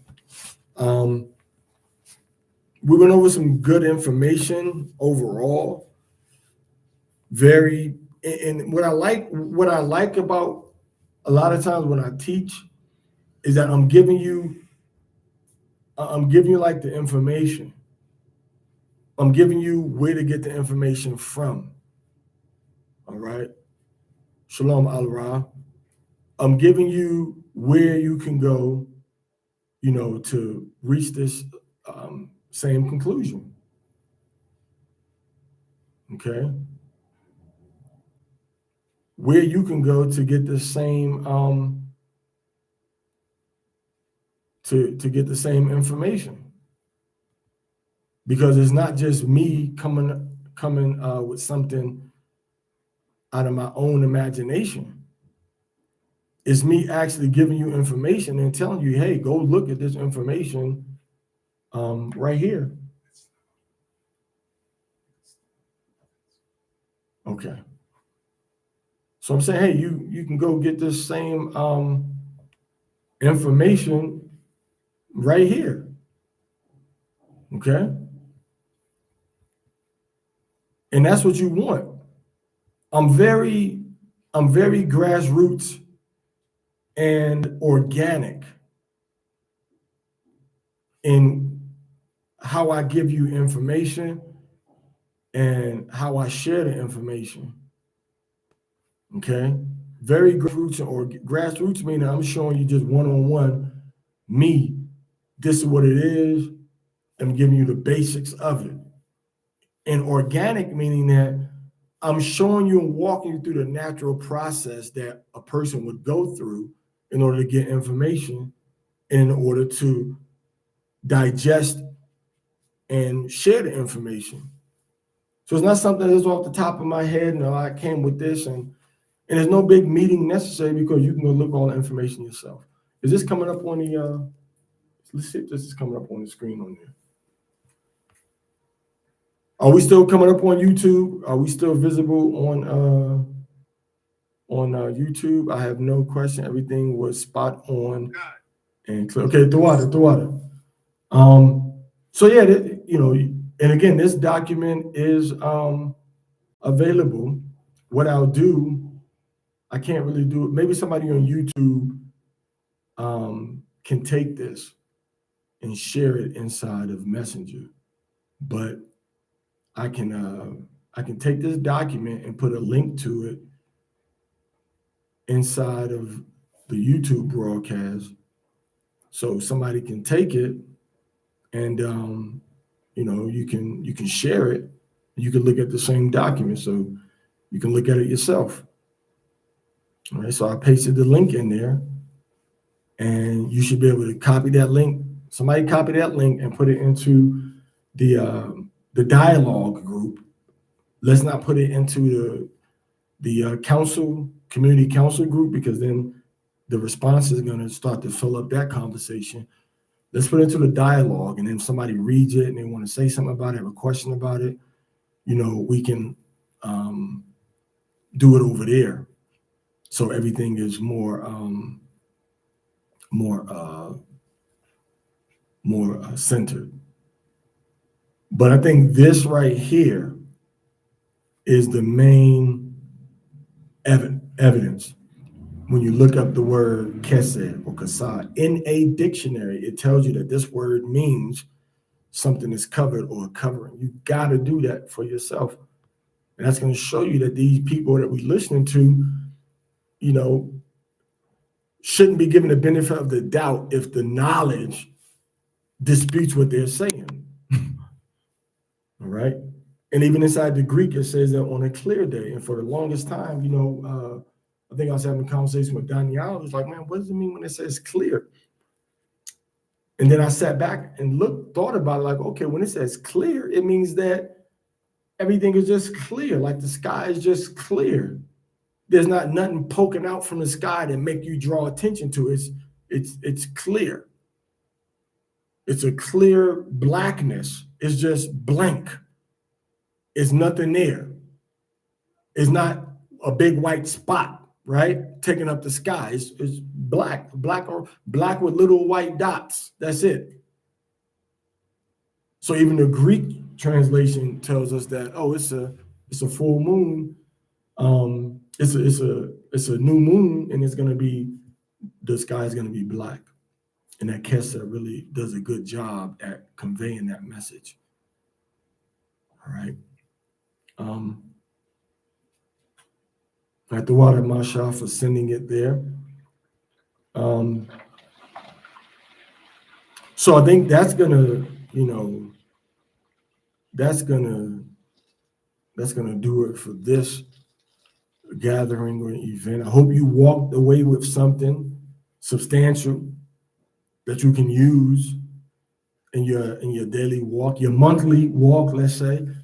And the information is, you know, is right there. It's clear. It's not something that we can argue or debate about. It's not. It's very objective. We're using what does the text say, looking up the words, and then we're taking it for what it says. And that's why when you read about the Torah is these times and seasons, when we talk about all of the different times and seasons that are in the Torah, is very objective. This is what I'm giving you. This is what the word means. This is how it's translated. This is the dictionary definition of the word.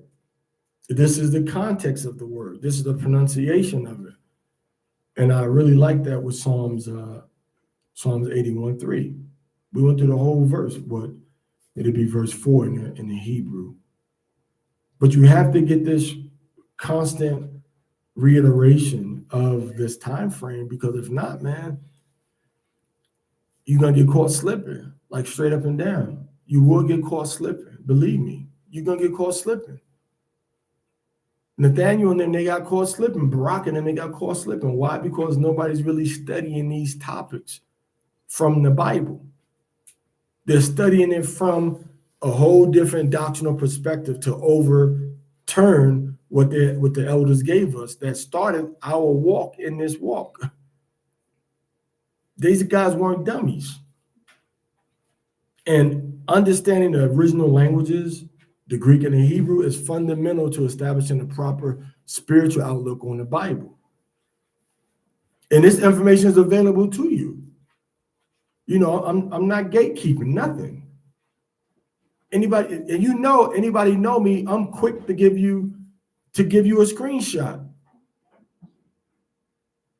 You know, with the calendar. Well, I think I did with Kwame Lecture. Say, man, here, look, this is a screenshot. I'm giving him raw data. I think I did the same thing with Daniela. Here's the raw data of when the new moons are gonna happen. From my notebook that I had written the stuff out, made my little chart before it became an actual calendar on paper or on the online Google Calendar. I said, well, here's the screenshots of the actual calendar that I'm using to make the calendar. Okay, so if you ask me for it, I'm gonna give it to you. And it's so short and concise that it don't take a whole bunch of lessons. I'm just really reviewing. I just read what it said and I elaborated on it enough so now when you go back, you'll be like, oh yeah, this means that. This means that. You know, this is the information, and this is the data, you know, for the information. You know, so if you come, hey, what about this? What about that? I'll be like, hey, here, take this screenshot. Here's the information right here, man. And you know, this is what the information means. You know, I don't have, yeah, I'm looking at it right here. This is what I sent to you. We were having a conversation. Baba Kwamelek, we didn't sign no, and it's not nothing that's personal and private, but you know, it says tabla de calendario dos, meaning table of calendar 2. And this was printed a year. I did this a year ago. I printed this out a year ago. Well, yeah, it says the 14th day of November, 2024. It's right there. All right. And it's for the year 2025, but then it goes into 2000, July all the way to all the way to December 2025. All right, so this thing is like, this is a year old, but it was I think it was Amaria, Ariashaan, maybe Zayatan, and definitely Mayana Shabai I gave them the data and say, here, put this in the form. So we got the calendar is written down on paper for all the way up until 2018, the new moons.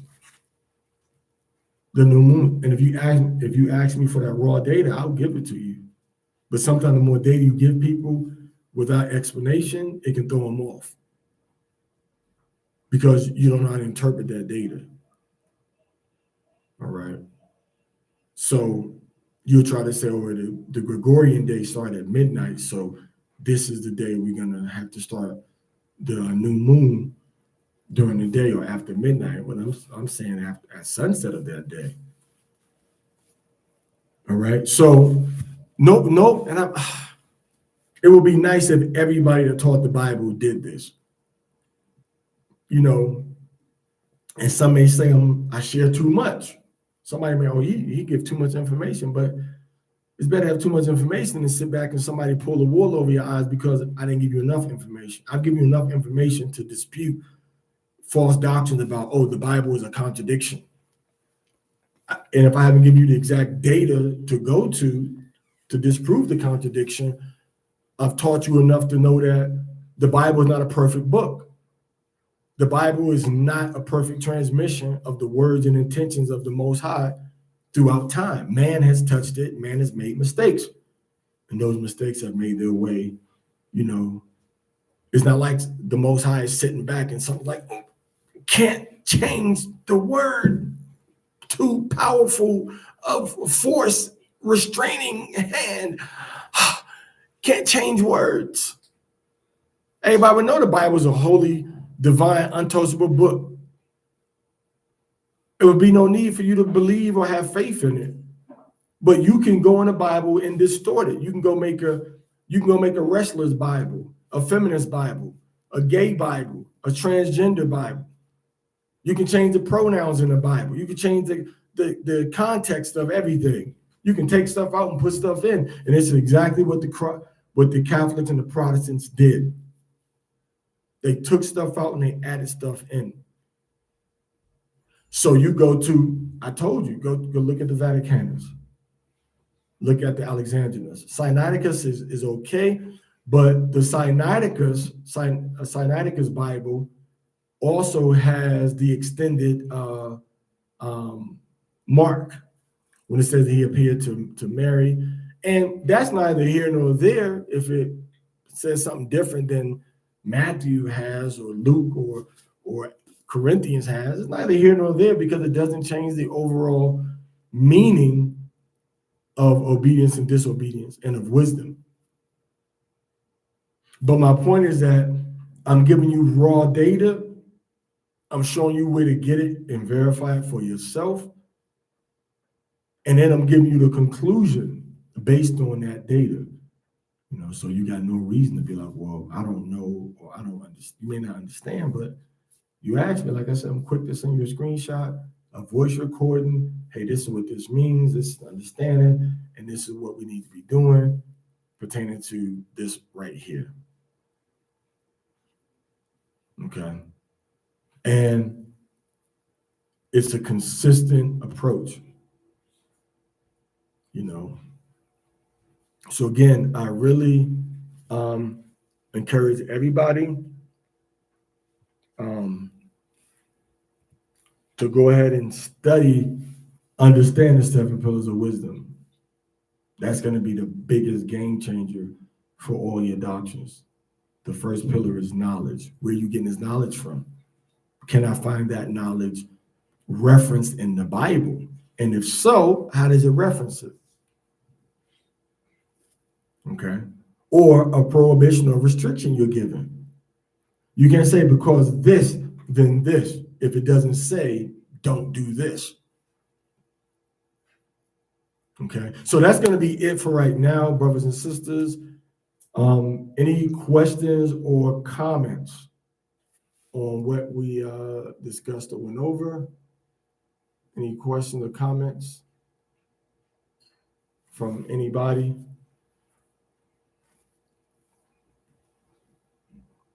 Yeah, if I may speak, hallelujah. Yeah, what you had said about the Kaf as a pictographic means of understanding the meaning of a word, being the open hand. Oh, is it open hand or closed hand? Kasa. It's the palm of the hand. But then the actual context of the word, usually we're using it closed. Usually when we use our palms. When we have it open, we're very like inactive, demonstrating inactivity. But usually we close it to do most everything throughout the day. Yeah, point is, me bringing that up is I think that was a very effective demonstration of the value of the Paleo Hebrew. Because I remember when I first learned the Kaf sound, both in Masoretic Hebrew and also Paleo Hebrew, each of my teachers explained the natural K or palm-based K that you see when you open your hand. All praise to the Most High Yah. So I yield. Thank you, Tawana. Excellent lesson, Elder Hebrew. Tawada, all praise to the Most High. Tawada for that. Yeah, it's a very it's very I want to say literal, because you open it and you read it and you see the words and you see these pictures, these words. And you may say, well, what does that word mean?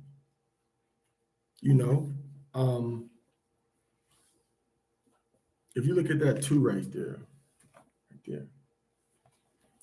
that verse 2 right there. Are you able to read that? Read it.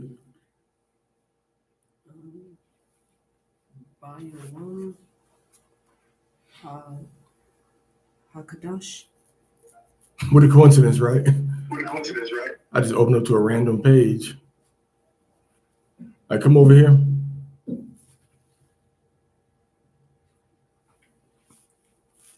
I read that. Yeah. Go ahead, read it. Hakadosh. I got it. Shawan.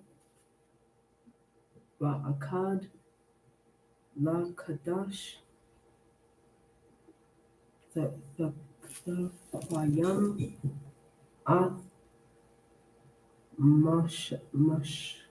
Mashkan. La Ahal. Mawa'id. All right, so what he just read that I randomly opened the book up to was Exodus chapter 40, verse 2. And I love when stuff like this happens because I had him read it as a demonstration of the practical the practical application and the ease of learning when you're ushered into dealing with the Harlem Hebrew, with the Paleo Hebrew. You know, I mean, he's been reading it for a while, but hasn't read it for probably a couple of years, you know, as we used to do on the Sabbath day. But he can still kind of pick it back up and read it. All right. And it's very, and I like when things like this happen because it was not intentional, it was not planned, because the verse he read translates to, on the first day of the first month shalt thou set up the tabernacle of the tent of the congregation. And we had a conversation about the word congregation today, right? And we just came out of the Feast of Tabernacles, and we're also discussing today the first day of the month. So as you read, I'm like, hold on, he just said the first day of the head of the month. He says, Ba'yawam ha-chadash ha-ra'ashwan. It says, Ba'achad la-chadash Dakoyam at ha-mashkan ahal mawa'id. So he said, so he read that verse, and I'm translating as he's reading it, not because I know the Tiberian or the Sephardic, but because I recognize the sounds that those letters make, and I can identify the word. It's almost like, all right, I and I. Okay. If I say I, I'm saying all right. All right. And if your mother tells you, if your father tells you I, and if your father tells you all right, it's two different meanings. So you got I, all right, you got I, and you have all right. So he can go in and just read it, even though he's not using the Tiberian or the vowel nikudo, the vowel point pronunciation. But he can still go in and read it.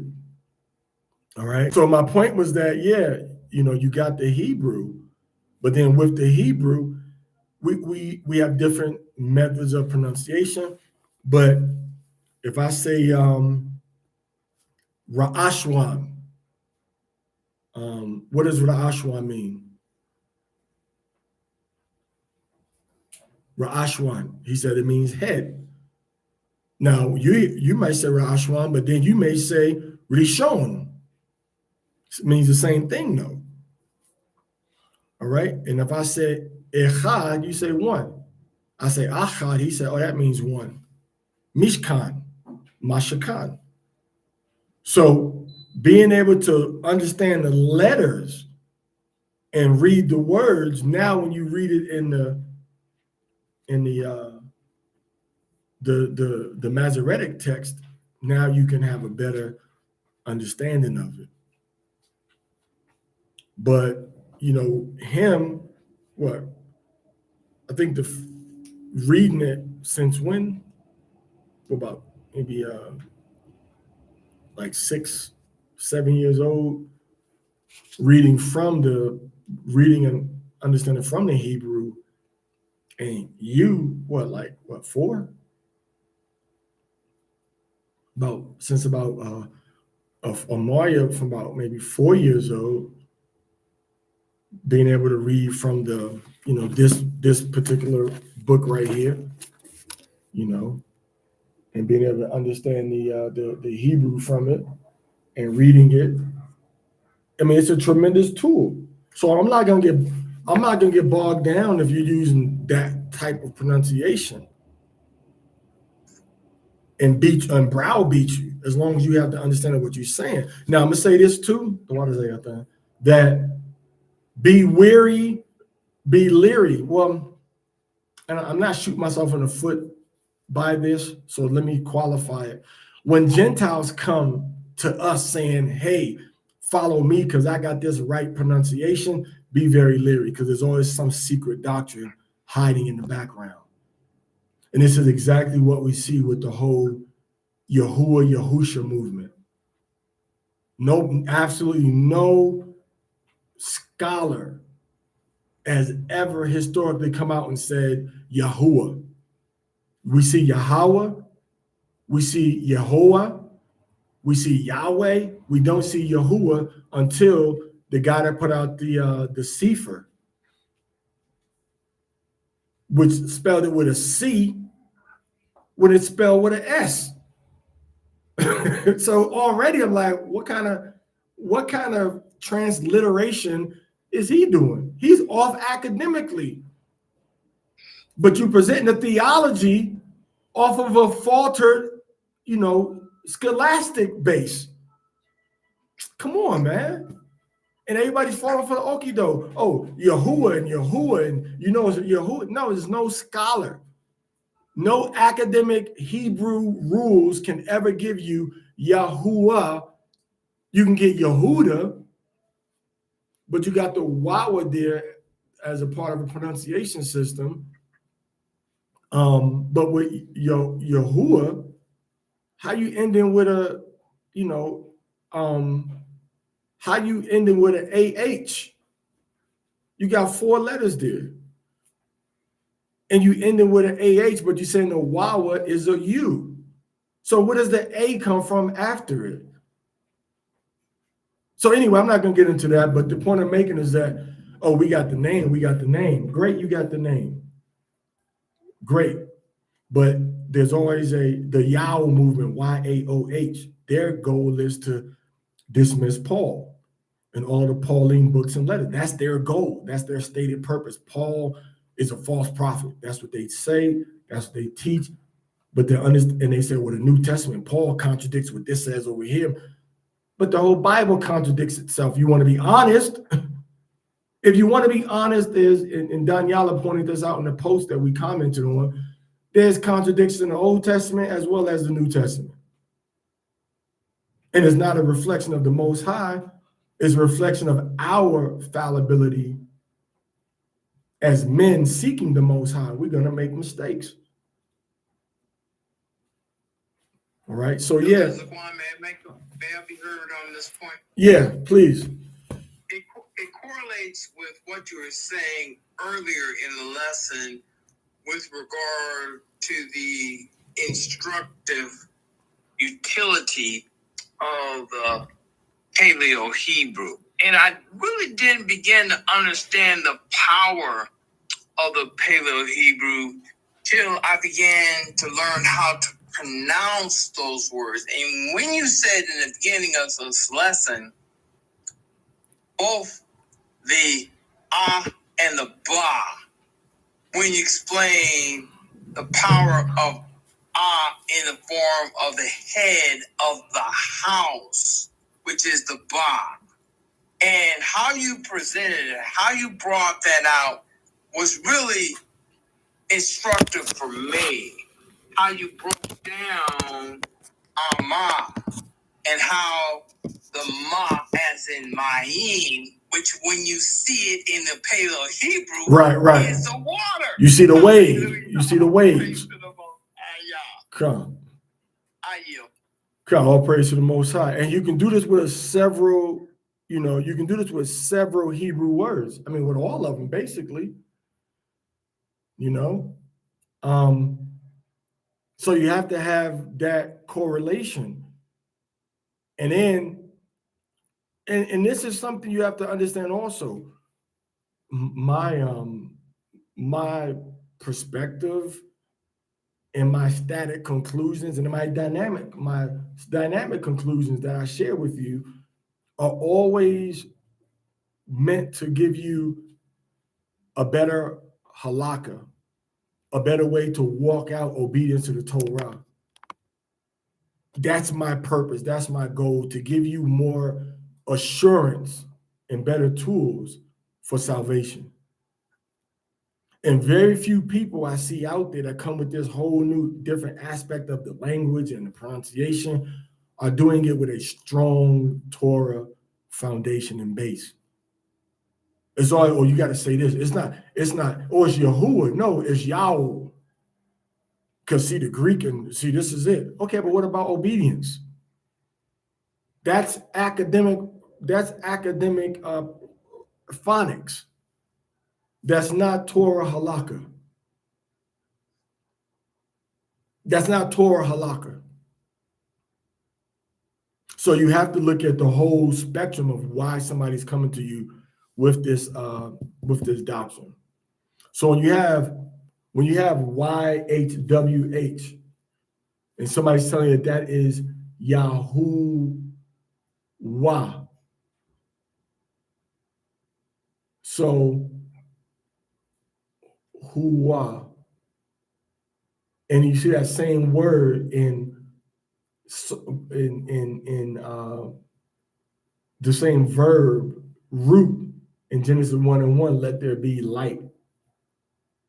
And it's not that they're pronouncing it differently. It's the fact that you're trying to bring a whole religious philosophy behind it. Now that Sefer book does have some accurate, better translation points, but the problem is this: it's using as its base text the Textus Receptus. And the Textus Receptus, okay, is the text. We know that this text was deliberately altered by Erasmus under pressure from the Catholic Church. And they were using 12th century manuscripts, 13th century manuscripts, and they changed so many verses and added so many verses in the Bible. Because Erasmus is like, look, I don't have no manuscript. I don't have no manuscripts to say that there are three that bear witness in heaven, and these three are one: the Father, Son, the Holy Spirit. I don't got no text to say to prove that. Then lo and behold, here comes one of the scribes from the Catholic Church saying, okay, here go one right here. Well, where this come from? Well, it's just we found it hidden over here. Erasmus like, for real? And they like, yeah, for real. He's like, all right. But he expressed his disagreement with incorporating some of these scriptures into this text. So the Sefer does not use the fundamental ancient manuscripts to make its translation. It kind of just revised the King James, and then if you look at certain errors, you'll see them same errors. Anybody got access to the Sefer? I think you can get it online. Look up Exodus chapter 12, verse 40, and see what it says. Look up Exodus chapter 12, verse 40, and look up Genesis chapter 2, verse. Look up Genesis chapter 2, verse 2, and see what it says. And what a lot of people did, they kind of just copycat off of the King James. Anybody you got it on? Anybody got the Sefer Exodus 12 and 40 yet? Can anybody pull it up? I'm scared to go to another window on this screen because it might. Exodus chapter 12 and 40 inside the Sefer.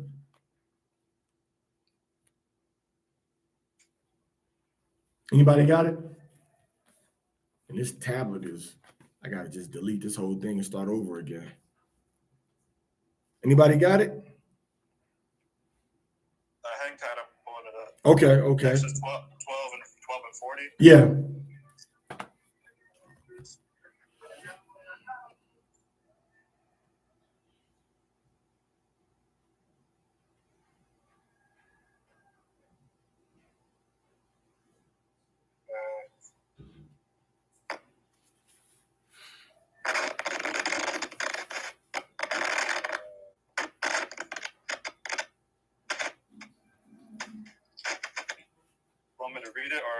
just send it to you. Yeah, just read it so we can hear what it says. Okay. It says, now the sojourn of the children of Yasharel, who dwelt in the land of Israel, and in the land of Canaan, they and their fathers, was 430 years. Okay, so boom. So we got to give them credit for that, because that's what it says in the Samaritan, and that's what it says in the oldest Greek manuscripts. All right, so we give them a point for that. So they're correct. That's what it actually says. So they may use King James as the base or the Texas Receptor as the base, but they said, okay, well, this is actually, the Masoretic got it wrong here. Now let's look at Exodus chapter 2, verse, let's look at Genesis 2 and 2. What does that say?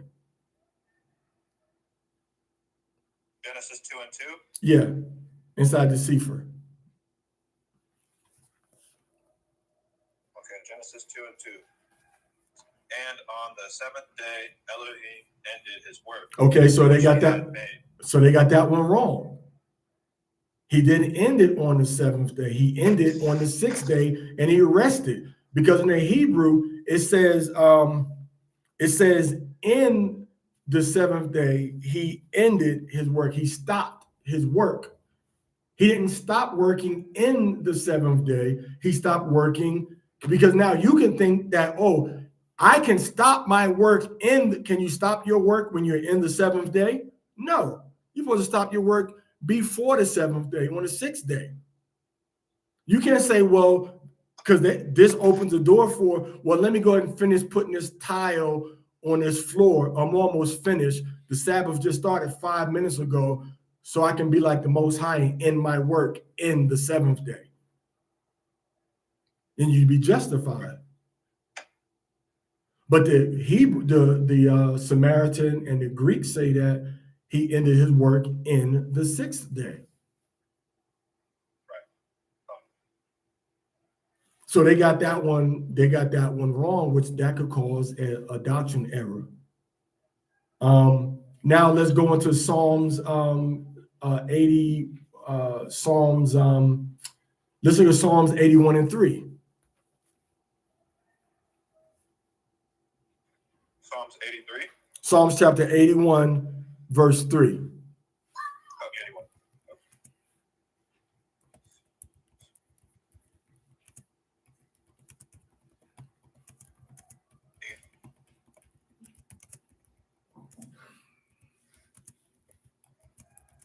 Psalms 81, chapter 81. Psalms 81, chapter 3. Yeah, Psalms chapter 81, verse 3. Okay. Blow the shofar on the dark new moon today on our solemn feast. So you give them credit for that, because they say in the dark new moon on our solemn feast. Is that the whole verse? Yep, it says. So they got that right. They're saying on the dark new moon. Okay, so instead of saying kesed, which is covered, they decided to say dark, which that is a they translated that is what we would call a dynamic translation, because they translated the idea as opposed to the actual word. Okay, sometimes it's better to have a static, so you don't have to try to justify defending yourself when somebody said you're trying to introduce another doctrine or push your doctrine. So we give him credit for that one also.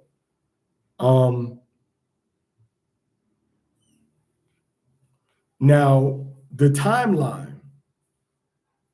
All right, let's look at Genesis chapter 5, verse 3. Look at that. Genesis 5 and 3. Look at that. Okay, Genesis chapter 5, verse 3. Yeah. Says, and Adam lived 130 years. Okay, so we can stop there. This is the influence of the Masoretic timeline that was changed from the book that was written called Sidur Olam. but it's been the order of eternity or the order of the world. Because if anybody goes into their nets, it says Adam's timeline was 230 years. Now read chapter 5, verse 6. Chapter 5, verse 6. And Seth lived 105 years. All right, stop. And begot. Seth lived 205 years according to the oldest manuscripts that we got. Read chapter 11, verse 12.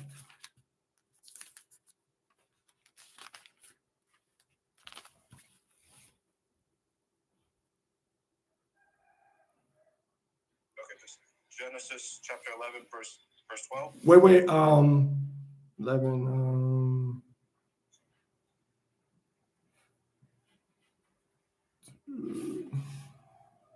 no, hold up.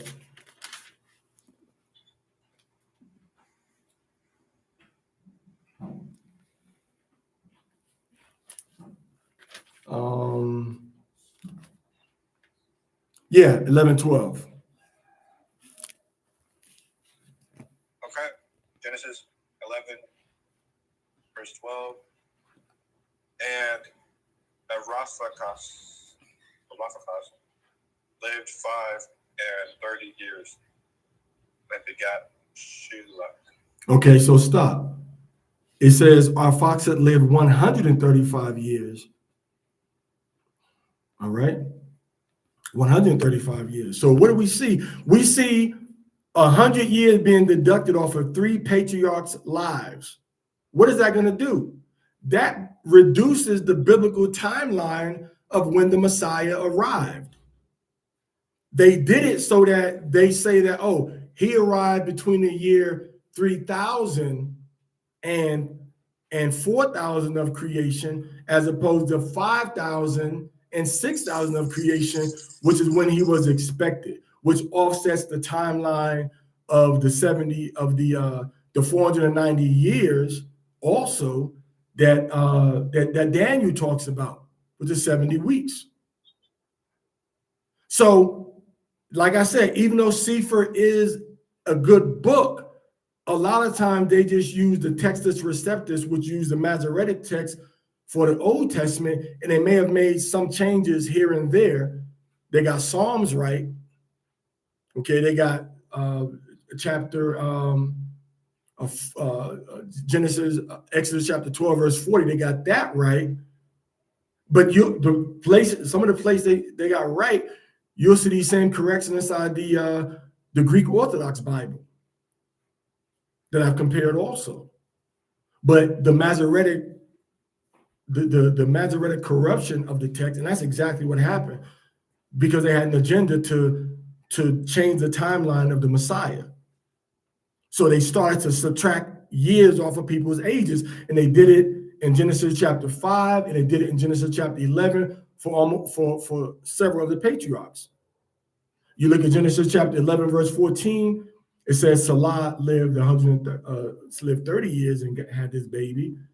But the scriptures say, in the older scripture says 130. Serug, in verse 22, it says 30. And then they said, well, no, it's 130. The original one said it was 130. So they went through deducting years. And it started with the Siddur, Siddur, Olam, Olam. Look it up. You don't believe me? Look it up.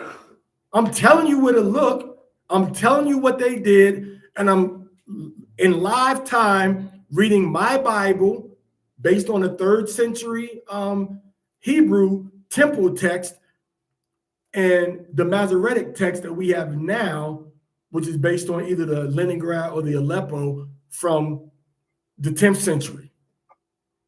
And I'm giving you a text that's 1,000 years older from the time that the temple was still standing. And he's reading a text that's based on outside the temple, 1,000 or 900 years after the temple was destroyed, away from Jerusalem, by people that weren't priests, that didn't have the original Hebrew scrolls. So where they getting their translations from? Fragments. books, doctrines that had been written and established for, up to 1,000 years from the time of the temple being destroyed, around 1,000 years after the temple was destroyed. So what am I going to go by? A text from 250 BC when the temple was standing, or a text from 900 AD when the temple was destroyed? And it appears, and I love the Spanish expression of this better than the English, because in English we say out of nowhere. In Spanish we say de la nada, from the nothing. So it appeared from the nothing. There's no chronology. There's no maturity of the Hebrew text. There's a maturity of the Greek texts. You can at least go to 300 and say, okay, they got this text, and then you can see Greek and Hebrew fragments before that agree with these Greek fragments that we use to make these Bibles. But now you got this Hebrew, you got this, from the Greek. The Greek, you can say, okay, the Greek starts as an infant or a toddler. And you can see the evolution. In other words, nobody's saying, well, this is what Moses gave us, and here it changes. It at least starts out as a toddler. Everybody was using this Greek text in the first century, and people were quoting it, both Jews and Christians. Everybody's using it. Now you got this Hebrew text that appears de la nada, from nowhere. Excuse my language, a grown-ass man,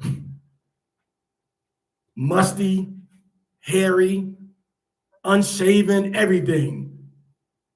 Just damn, Mork and Mindy type stuff. Mork and Mindy.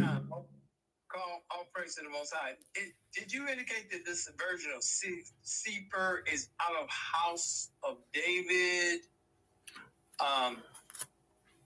Elder Zaquan? Well, the not the Sefer, but the Paleo Hebrew Torah. Yes. Okay, but the reason I'm bringing that up is because if that's the same Sefer that I know is up here with Hebrew J and I, it is a place called Sefer.net that's right up here in Greater Seattle area that publishes that book. Okay.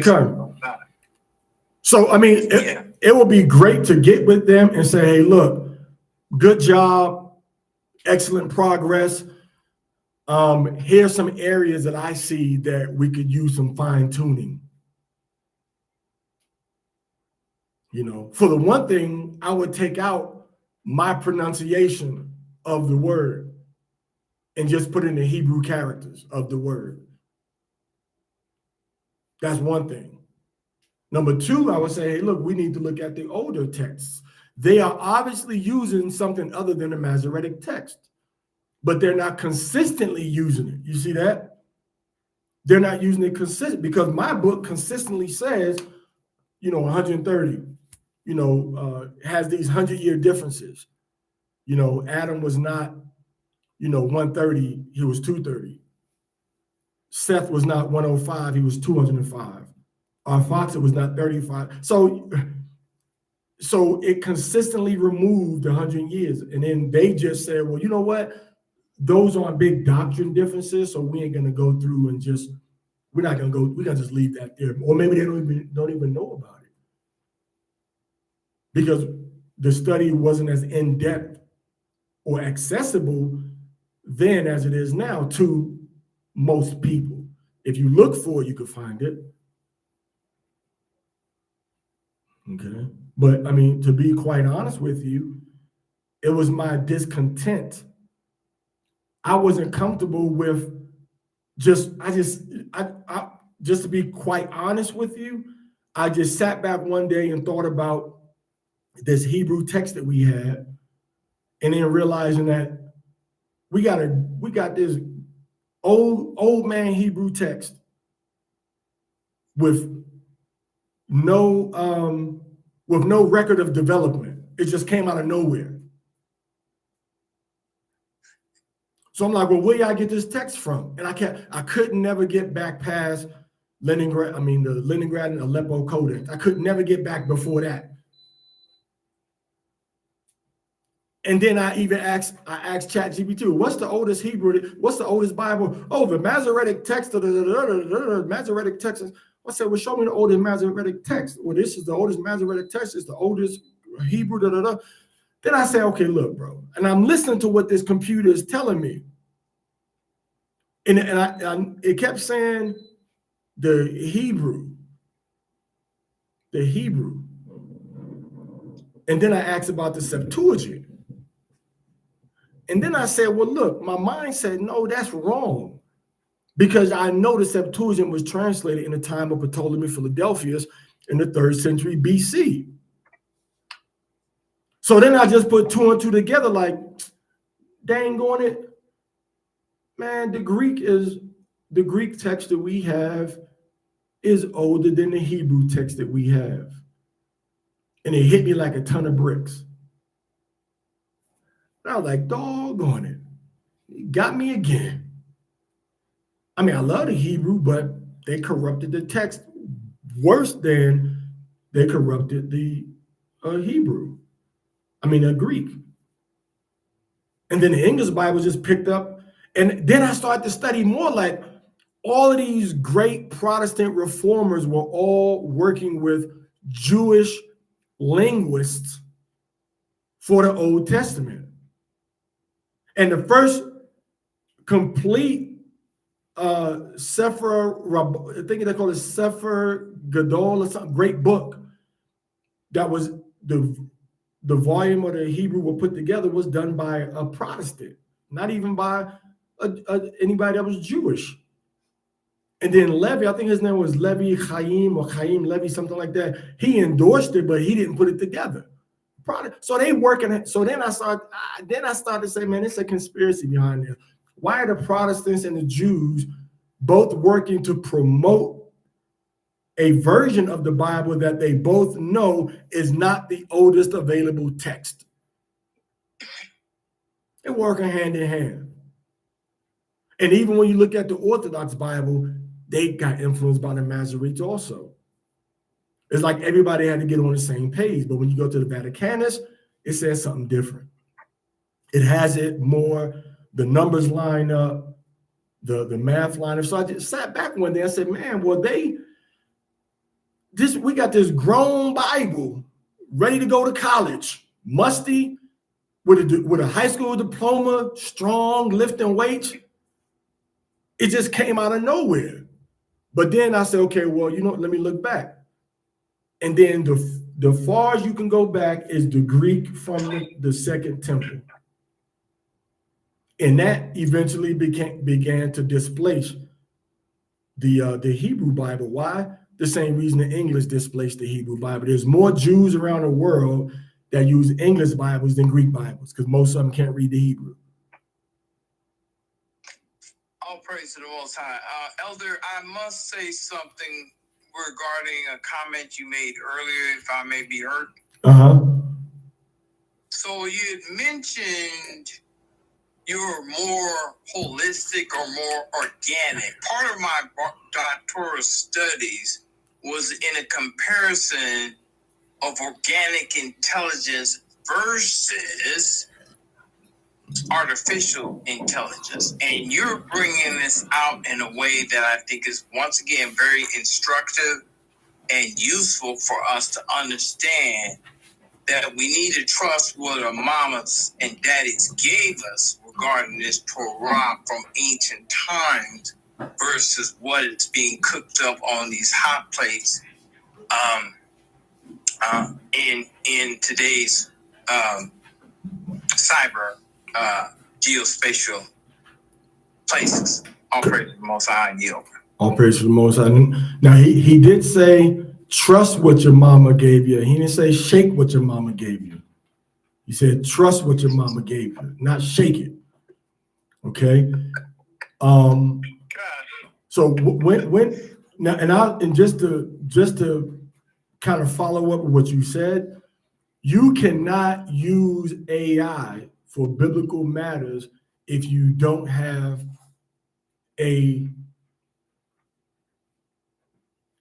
almost a foolproof process to analyze what it tells you, and if you don't know the fundamentals of what it's telling you, because it would have me to believe that the Hebrew Masoretic text was the oldest Bible in the world, because that's what Ariana and them taught us. They taught us that the King James was translated from the original Hebrew and the original Greek, and it is the best Bible on the planet Earth. And we repeated that teaching. And every Israelite school teaches the same thing to this day. All of them. IUIC teaches it.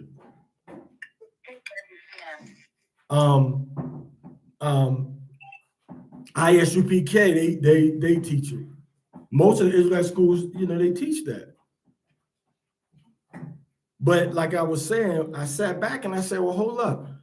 It just came on me like it was one of those like, oh crap moments, but the crap was an S word. It's like, oh snap. Man, the Hebrew Bible just came out of nowhere. So I had my Masoretic text, because we had done, and I had this since like 2009, a Masoretic text compared to the Samaritan Bible. So I knew that there was different Hebrew versions. But what modern Judaism pushes is that this is the infallible word of God. No errors are in this. This is the infallible word of Hashem. No errors are in here. And once they establish that doctrine, now they say, well, the Levites started at 25 with the apprenticeship. Then when they were 30, they went into the service, as opposed to saying, well, you know what? That's an error, and this is what it should say. So now you come into the King James only. And then that's when I started to push the movement, the Protestants in them, they pushed the movement called Solo Scriptura, only the scriptures. After they corrupted the scripture, now they say only go by what the scriptures say. What scriptures? These scriptures right here. You got to go back and look at what the Hebrew said. But the Hebrew says something different than the oldest Greek versions. You see? So the point I was making when Jay was reading from Genesis and everything was to say that you got to go back and look at the actual text that came before what you have. And it was almost like so the Hebrew is good. You got to learn it. You got to understand it. It does have a lot of accuracy in it, but you cannot use the Hebrew as your final doctrine analysis to get in-depth understanding until you verify or you know that the Greek says the same thing. In other words, you can build a whole lesson on Genesis 2:2 about the Most High ending his work on the seventh day and explaining what it means, when there's no need to do that, because the scriptures actually say he ended his work in the sixth day, not the seventh day. So you don't need a corrective doctrine lesson because it doesn't say it. My Bible says, and on the sixth day, Elohim finished his work. It says God finished his work which he had made. And this, so this doctrine or this book, it uses God, it uses Jesus, it uses Lord.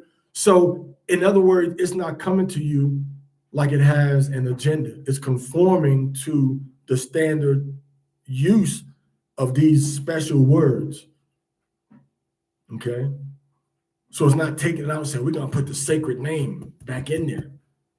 Because people say, well, yeah, it's got Yahuwah and Yahusha in there, so we're going to get that. And everybody that looks at that knows that that's corrupted Hebrew. There's no Hebrew scholar out there that's going to say, and you have no indication. So now what people are saying, Carmelech, is that me, with a degree in philosophy and law, I know more than 2,000 years of Hebrew scholars before me. And I'm going to put this word in here, even though the Masoretic text from the 900s and the 1000s has something totally different than my conclusion. The Aramaic has something totally different than my conclusion. And we're like, oh yeah, he got the name. Well, it must be Yahuwah. It must be Yahusha, because that's what the Sefer got. And they say in their book, such and such and such. So when I reach my conclusion, I'm saying, nah, look at Hillel. Look at Judah Hanasi in what he said in the Talmud, even though he was the Talmud ain't 100%. The Talmud got a lot of bad stuff in it, but got a lot of good stuff in there too. But it's used as a reference to see the mindset of the people at that time frame. So the point I was making was that you cannot use the Hebrew to expand upon your doctrine until you establish that the wording of it is correct. In other words, I'm gonna build a whole lesson upon, well, this guy had a baby when he was 30. I'm gonna build a whole lesson on that. But when I look at the text, it don't say that. It says he was 130, like all his daddies before him. You see? Yeah, I see, Elder. Let me just let me back, as Elder Matayahu has taught me to say, and Eliyahu has taught me to say, on what you said just now.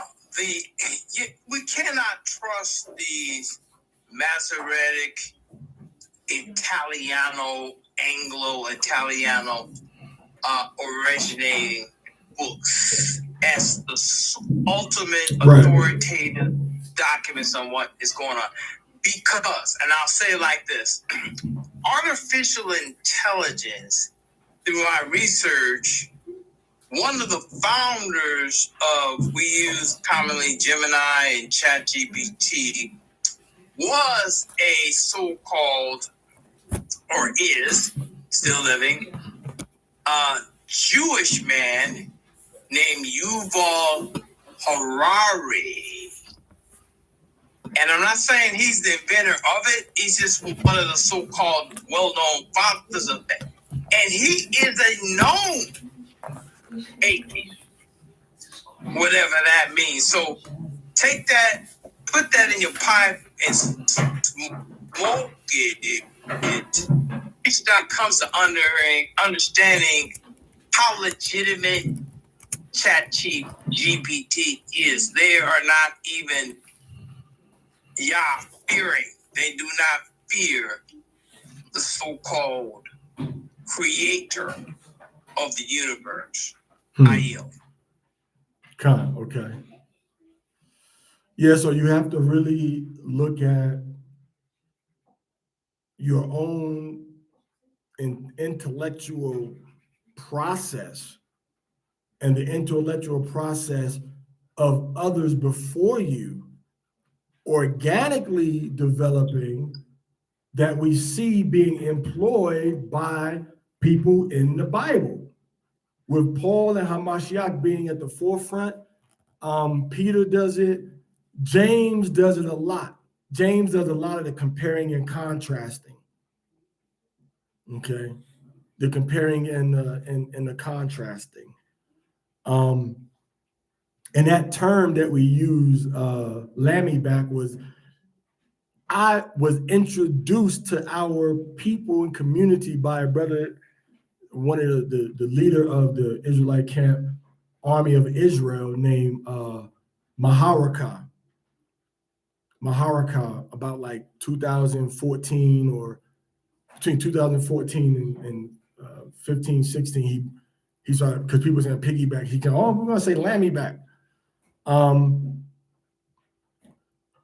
So yeah, you have to, before the English Bibles, even before the Ethiopian Bible, even before the Aramaic Bible, was the Greek Bible. Now, they took this Greek Bible and they translated it into Aramaic. They translated it into Ge'ez. They translated it into Arabic. All right. Like fourth, sixth century. Old Testament. New Testament was about 5th and 6th century, if we're talking about the Ge'ez. And we already had a book set in order at that point. So you may have some influence when you go into the Ethiopian Bible between the 4th and 5th century.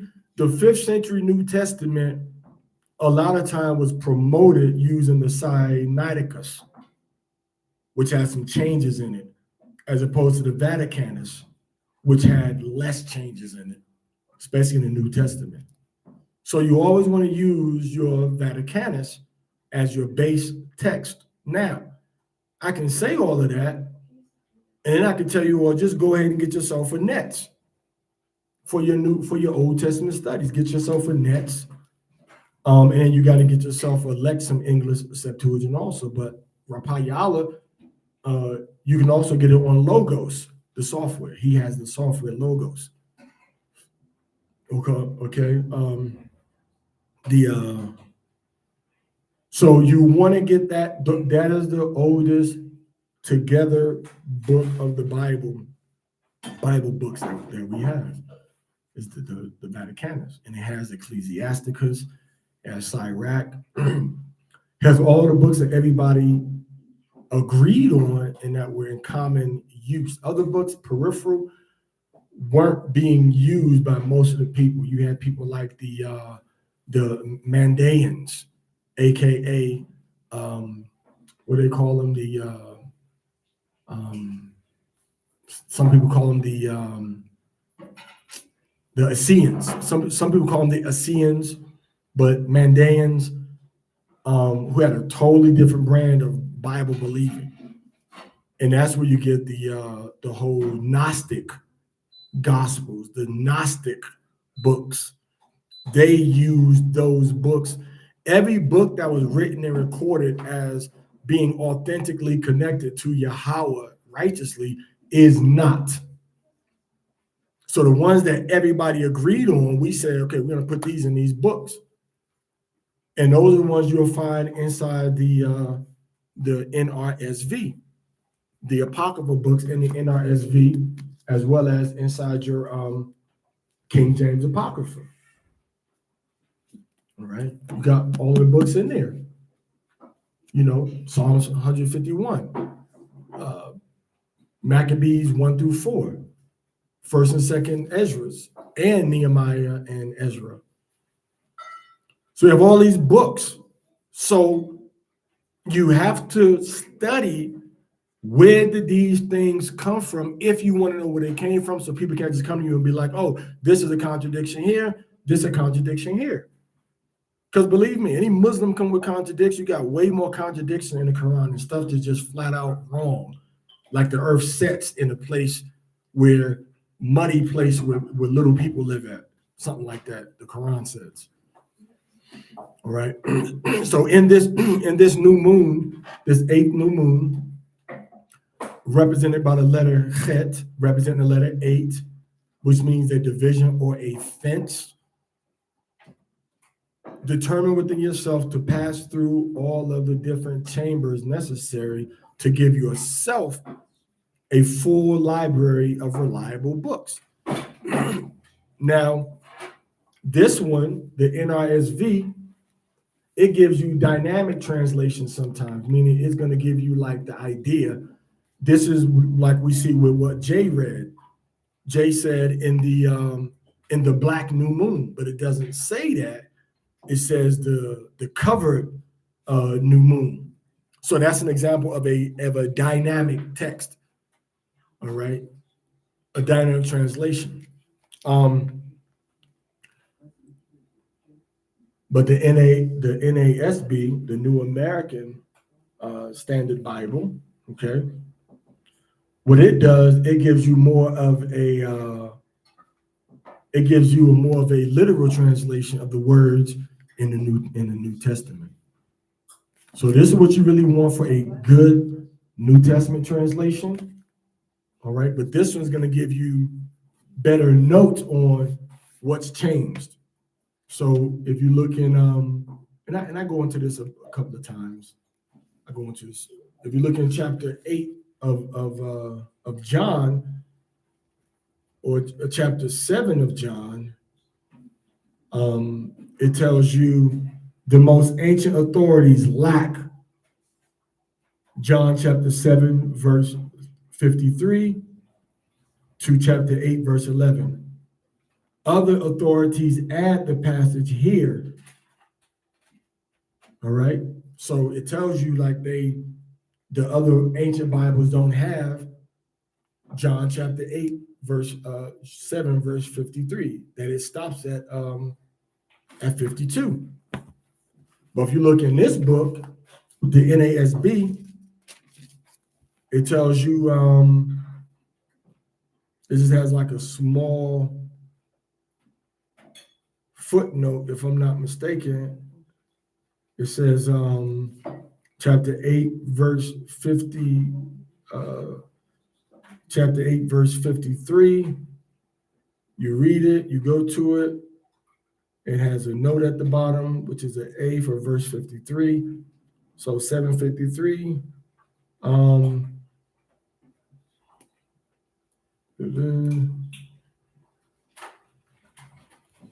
thought I told you in the notes someplace in here that it was kind of added in. I can't seem to find it right now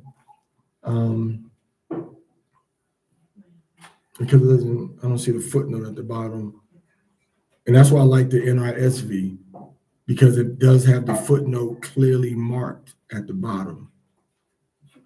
All right. Now it refers you back to John chapter 4, verse 12. I thought there was a footnote at the bottom saying that part was added. I can't see it right now. Maybe my eyes ain't good enough, or maybe I'm just looking too fast and not taking my time because I'm under pressure. But yeah, I don't see that as a footnote here. It includes it. I'm sorry, I'm looking at chapter 7, my bad. I'm looking in chapter 8. I need to be looking at chapter 7.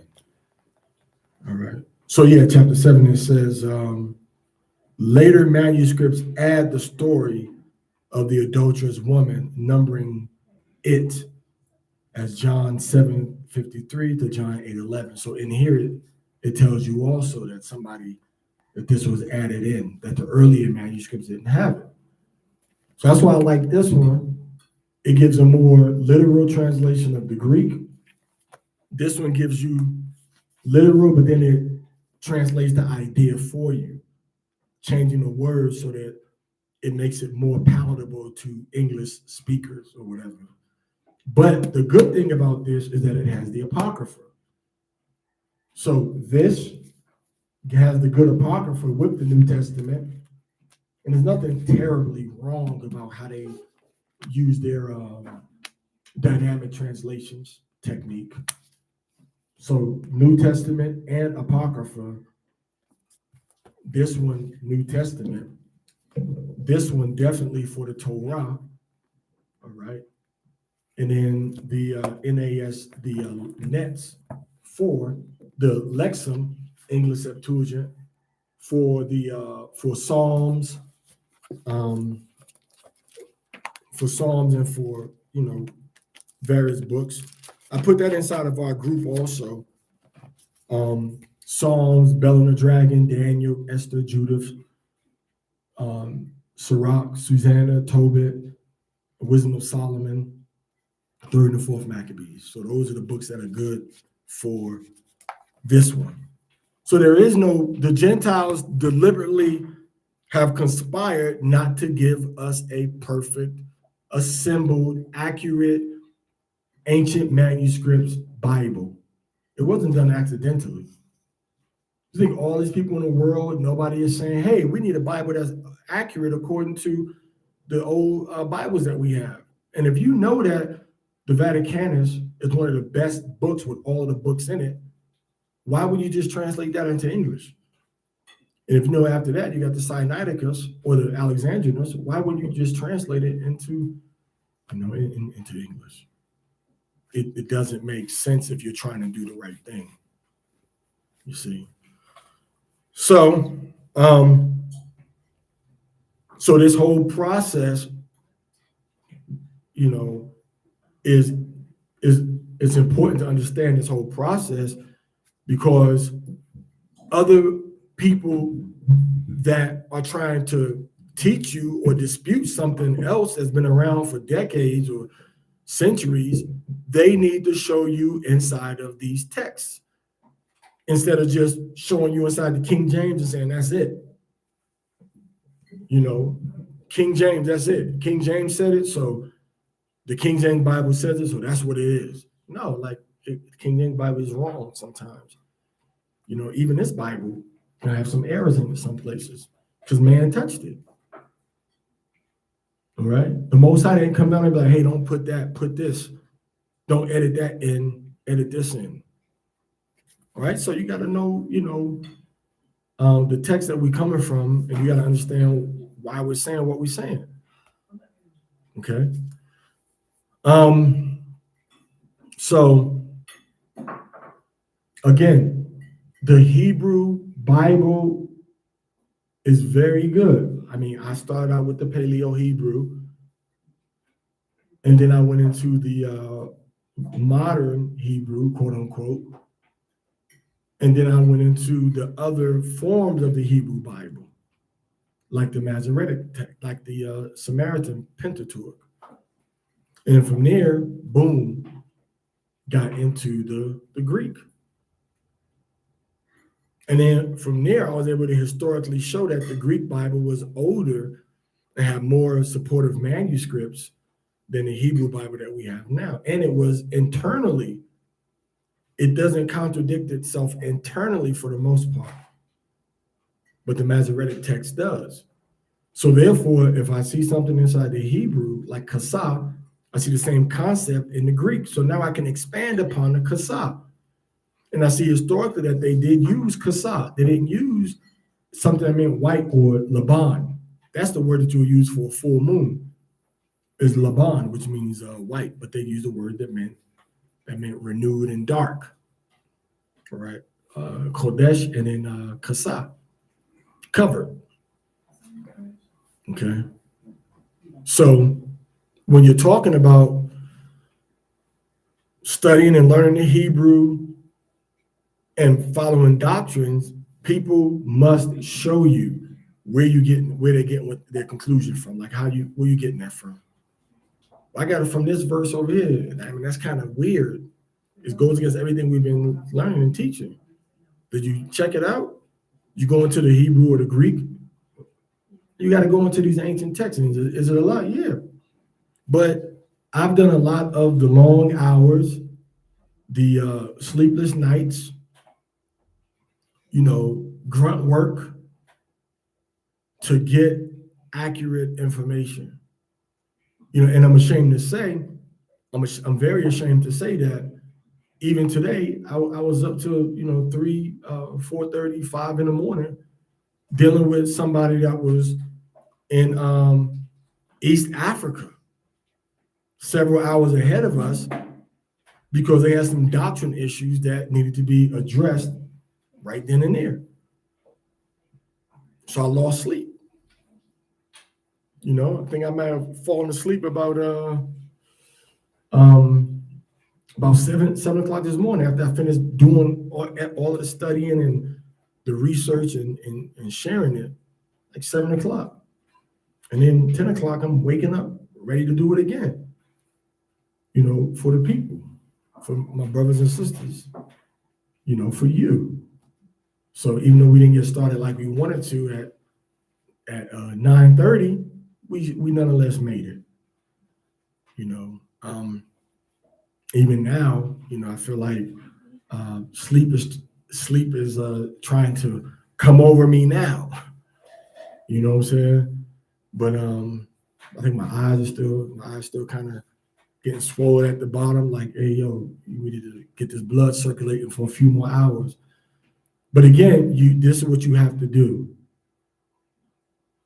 So if you ask me and I tell you, a lot of people's objections are either based on not having an academic understanding or something that they just personally don't like. That's it. It's not because somebody personally, and let me give you an example. We Israelites personally were taught, give me the thing, please, not to like the word Jesus. We should not like the name Jesus. But Jesus is a word that developed from the Greek. Oh, it's right there. Jesus developed from the Greek. It didn't develop from the son of Soter. It didn't develop from some pagan god. It's a linguistic development.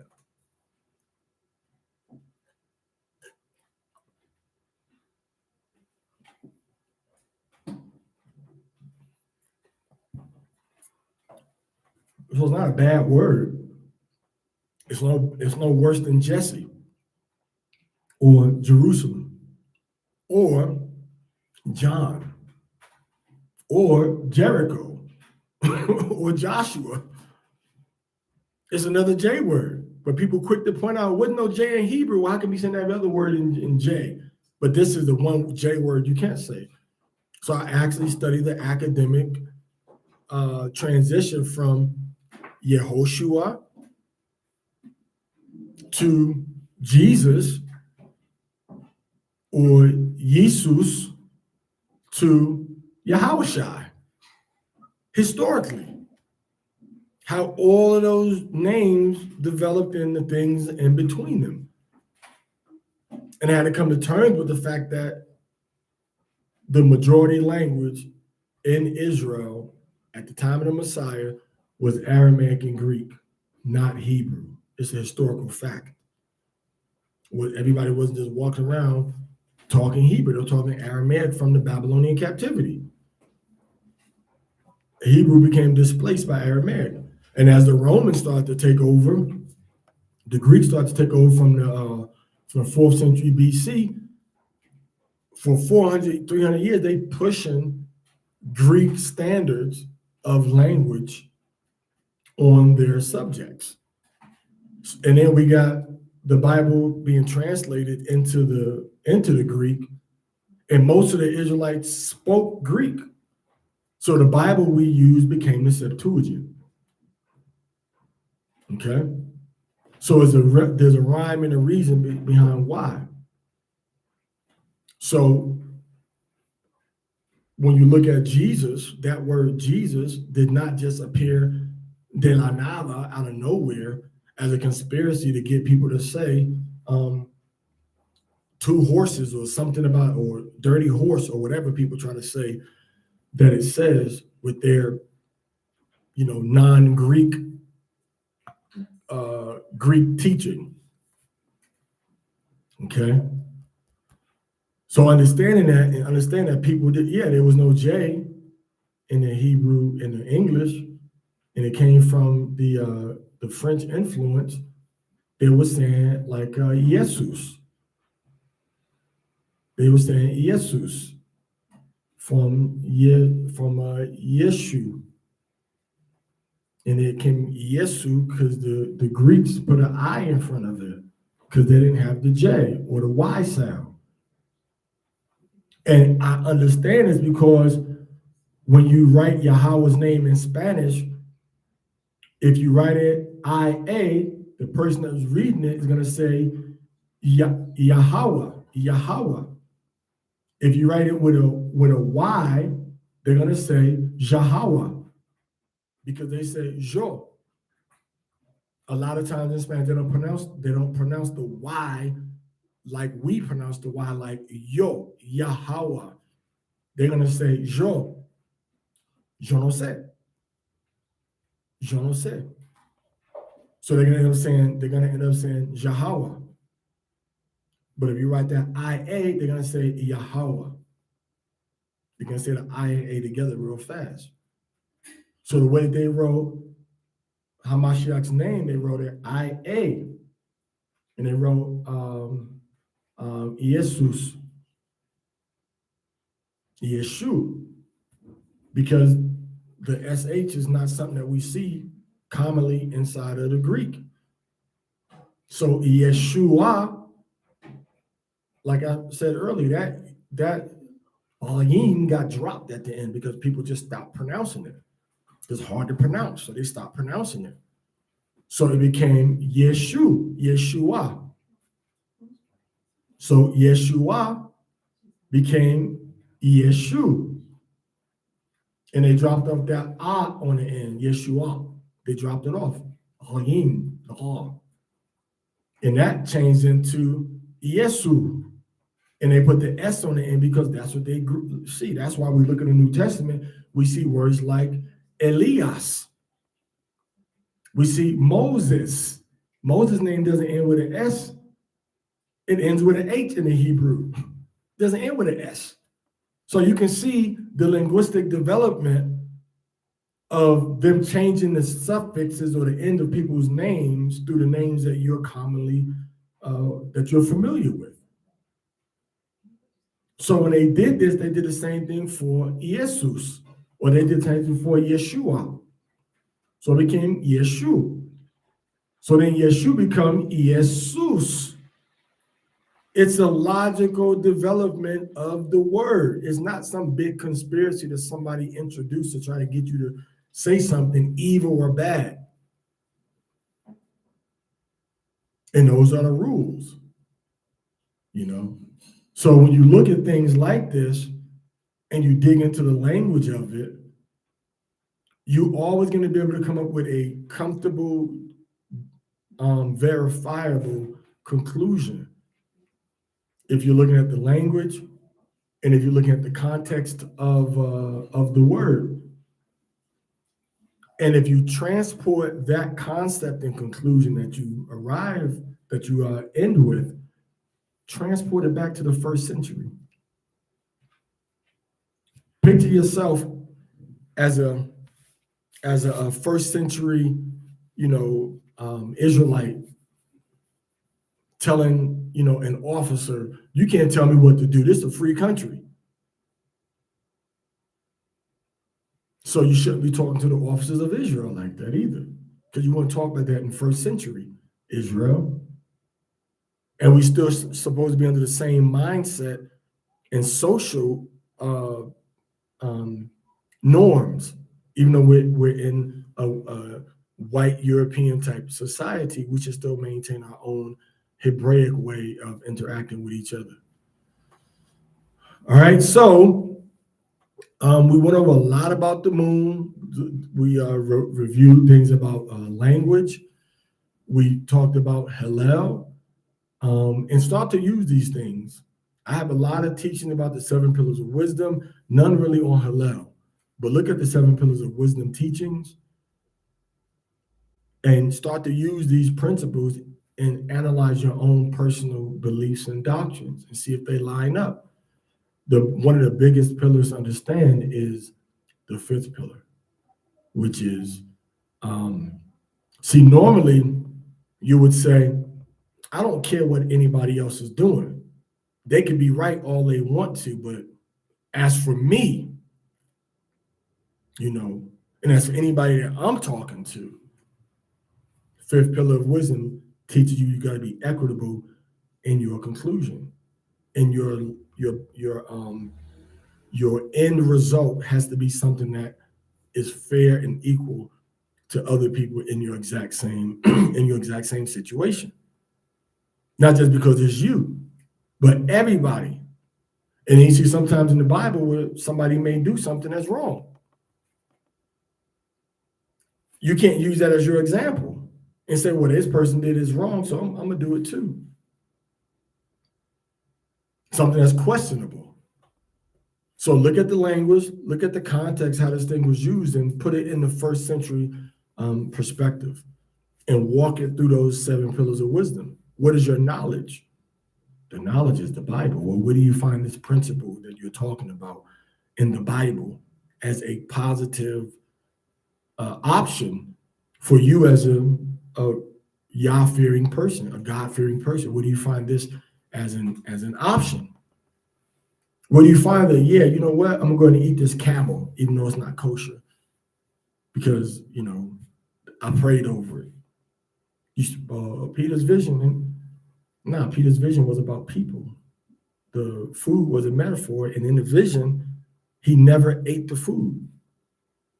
He kept rejecting it. And that was actually something meant to give him understanding about going to Cornelius, that Cornelius was cool now, even though he was a Gentile, the centurion, he cool, so don't trip, just teach him.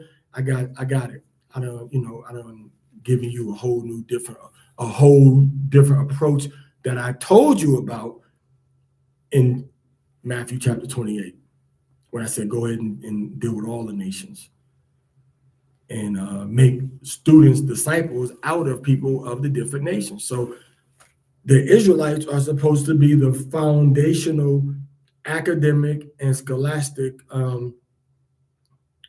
decision makers of all the Israelites, of all the biblical doctrine, but we can't because we're too busy fussing and fighting over each other. Even Paul says that to the Israelites pertain the service and the adoption and the glory. So we're supposed to be conducting the services and understanding the covenants, you know, to give a better understanding. So we see these things written inside the scriptures. So we have to rise up by using the resources that everybody else has, but the Holy Spirit, Spirit of wisdom, will give us a better understanding as we read in the book of Baruch, because he gave it to us. He didn't give it to everybody else. We got it. Everybody else got their form of records, but as long as Black people, Latino, Native American people try to follow only behind, you know, white theology, white resources, white projects, white conclusions, they're going to think white. When you can take what they're saying and what they're doing and put it through a Hebrew filter, a first century filter, now you can get the right outcome and learn how to do things better. But if you just keep looking at the resources and you're not using them the right way, or you're just taking what they say at first value, oh, it's going to be Yahuwah and Yahusha. Why? Because they say so. And you're not filtering what they say or why they say, and you don't have no other records other than what they give you, you're gonna be in a lot of trouble. Now it's gonna just take your spiritual relationship with the Most High. It's gonna be the one to guide you and direct you to show you what's right and what's wrong and what you need to do to prove what's right and what's wrong. And that's a higher spiritual level to go to. But if you're sincere, you'll find the right information that you need to make the decision that need to be made to improve your walk with the Most High, i.e. your halakha. And that's why we went over that information today about the new moon, to give you a stronger halakha, be able to defend yourself against the lies, not just listen to what everybody else is saying and publishing and give you, because they're wrong, they off. They can't prove what they're saying. And the Bible contradicts what they're saying. History contradicts what they're saying. All right? So the language is very important, but you have to understand the Torah first and foremost. Once you understand the Torah first and foremost, now you can have a better understanding when you move to other books of the Bible and you listen to other people talking. Okay? And bottom line is this. Nobody was there when Moses was talking. There's no perfect transmission of what word was said when and where. So nobody knows, but we do got the letters of the words in the Hebrew, and we do got the Greek confirming the idea and expressed in the words that, you know, our ancestors, our national forefathers, that they translated into the Greek. All right, so we do got ways to prove and disprove what somebody is saying. All right. And these things need to be available records that everybody can access. Everybody can access these, these types of records. All right. You need to be able to know, okay, well, this says this, and I need to do it this way. And once you can do that, then, you halfway there. Because you have all of the tools necessary, to make a better decision. And you should be able to make a better decision. So I'm just giving you the tools, but you got to open up the door and, and open it.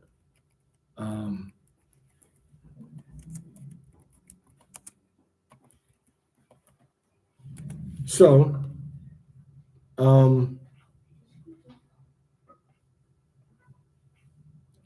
again, you look in the group, the link is there for the Google Sites. So a lot of information is on the Google Sites, which is going to have a regular email handle. Hopefully by the end of before tomorrow, you'll be able to just type in one email name, or not email, but one URL, one website, like such and such.com, and it'll take you right there. Make it a lot easier for you. But lots of information is gonna be on there. And it may be kind of crude, but it's gonna be there.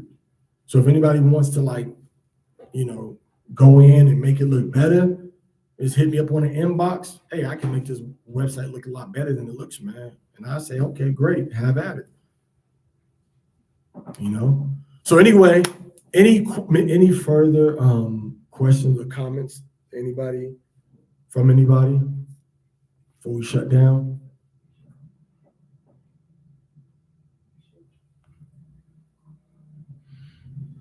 All right, everybody. Shalom. What happened?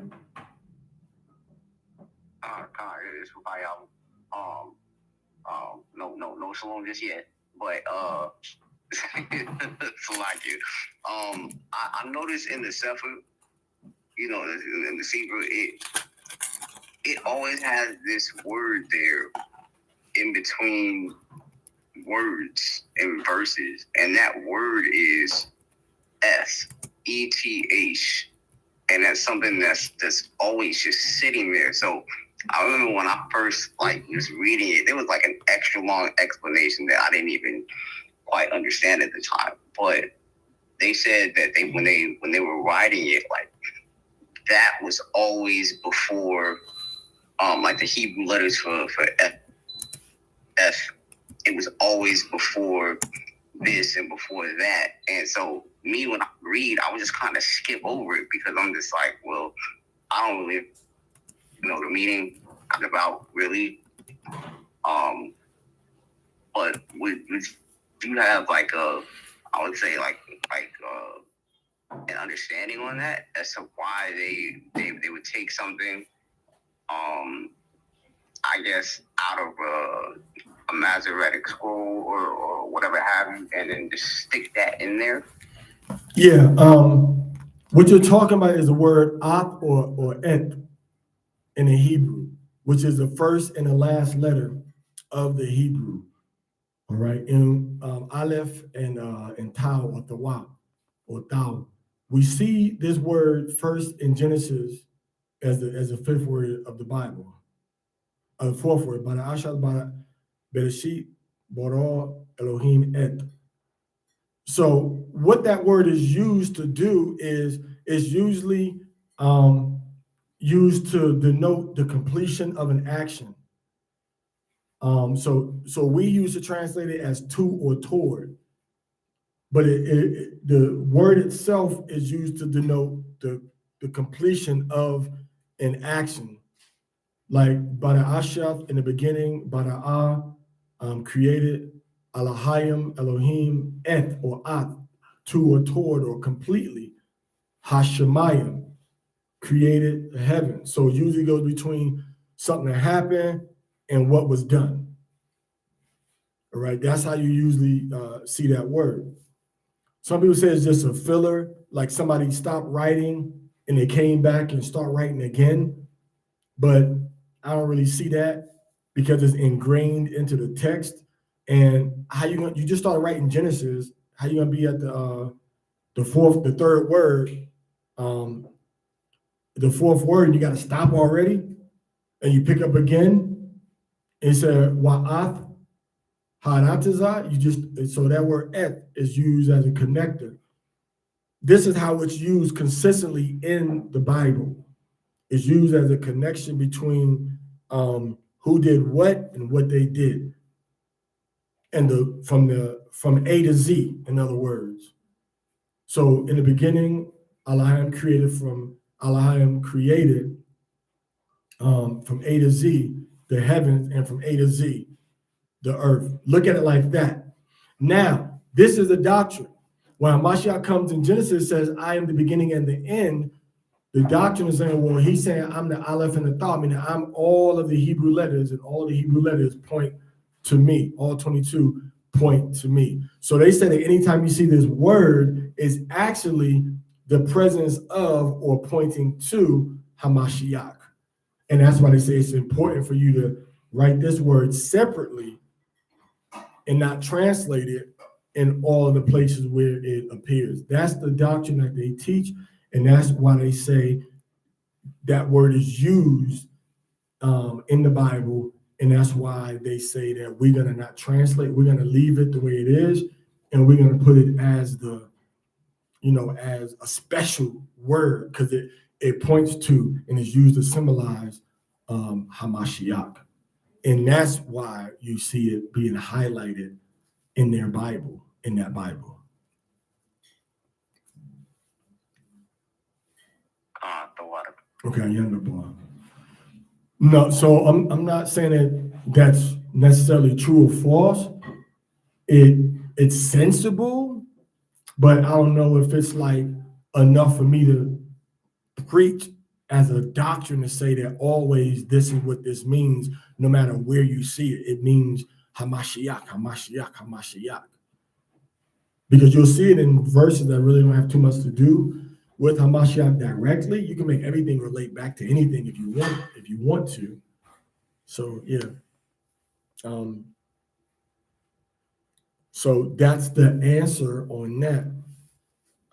Khadijah, good knowledge, good teaching, all praise to the Most High, the water, all praise to Yahweh. Mashah for all the knowledge, all praise to Yahweh, the water. All right, now, any more questions or comments?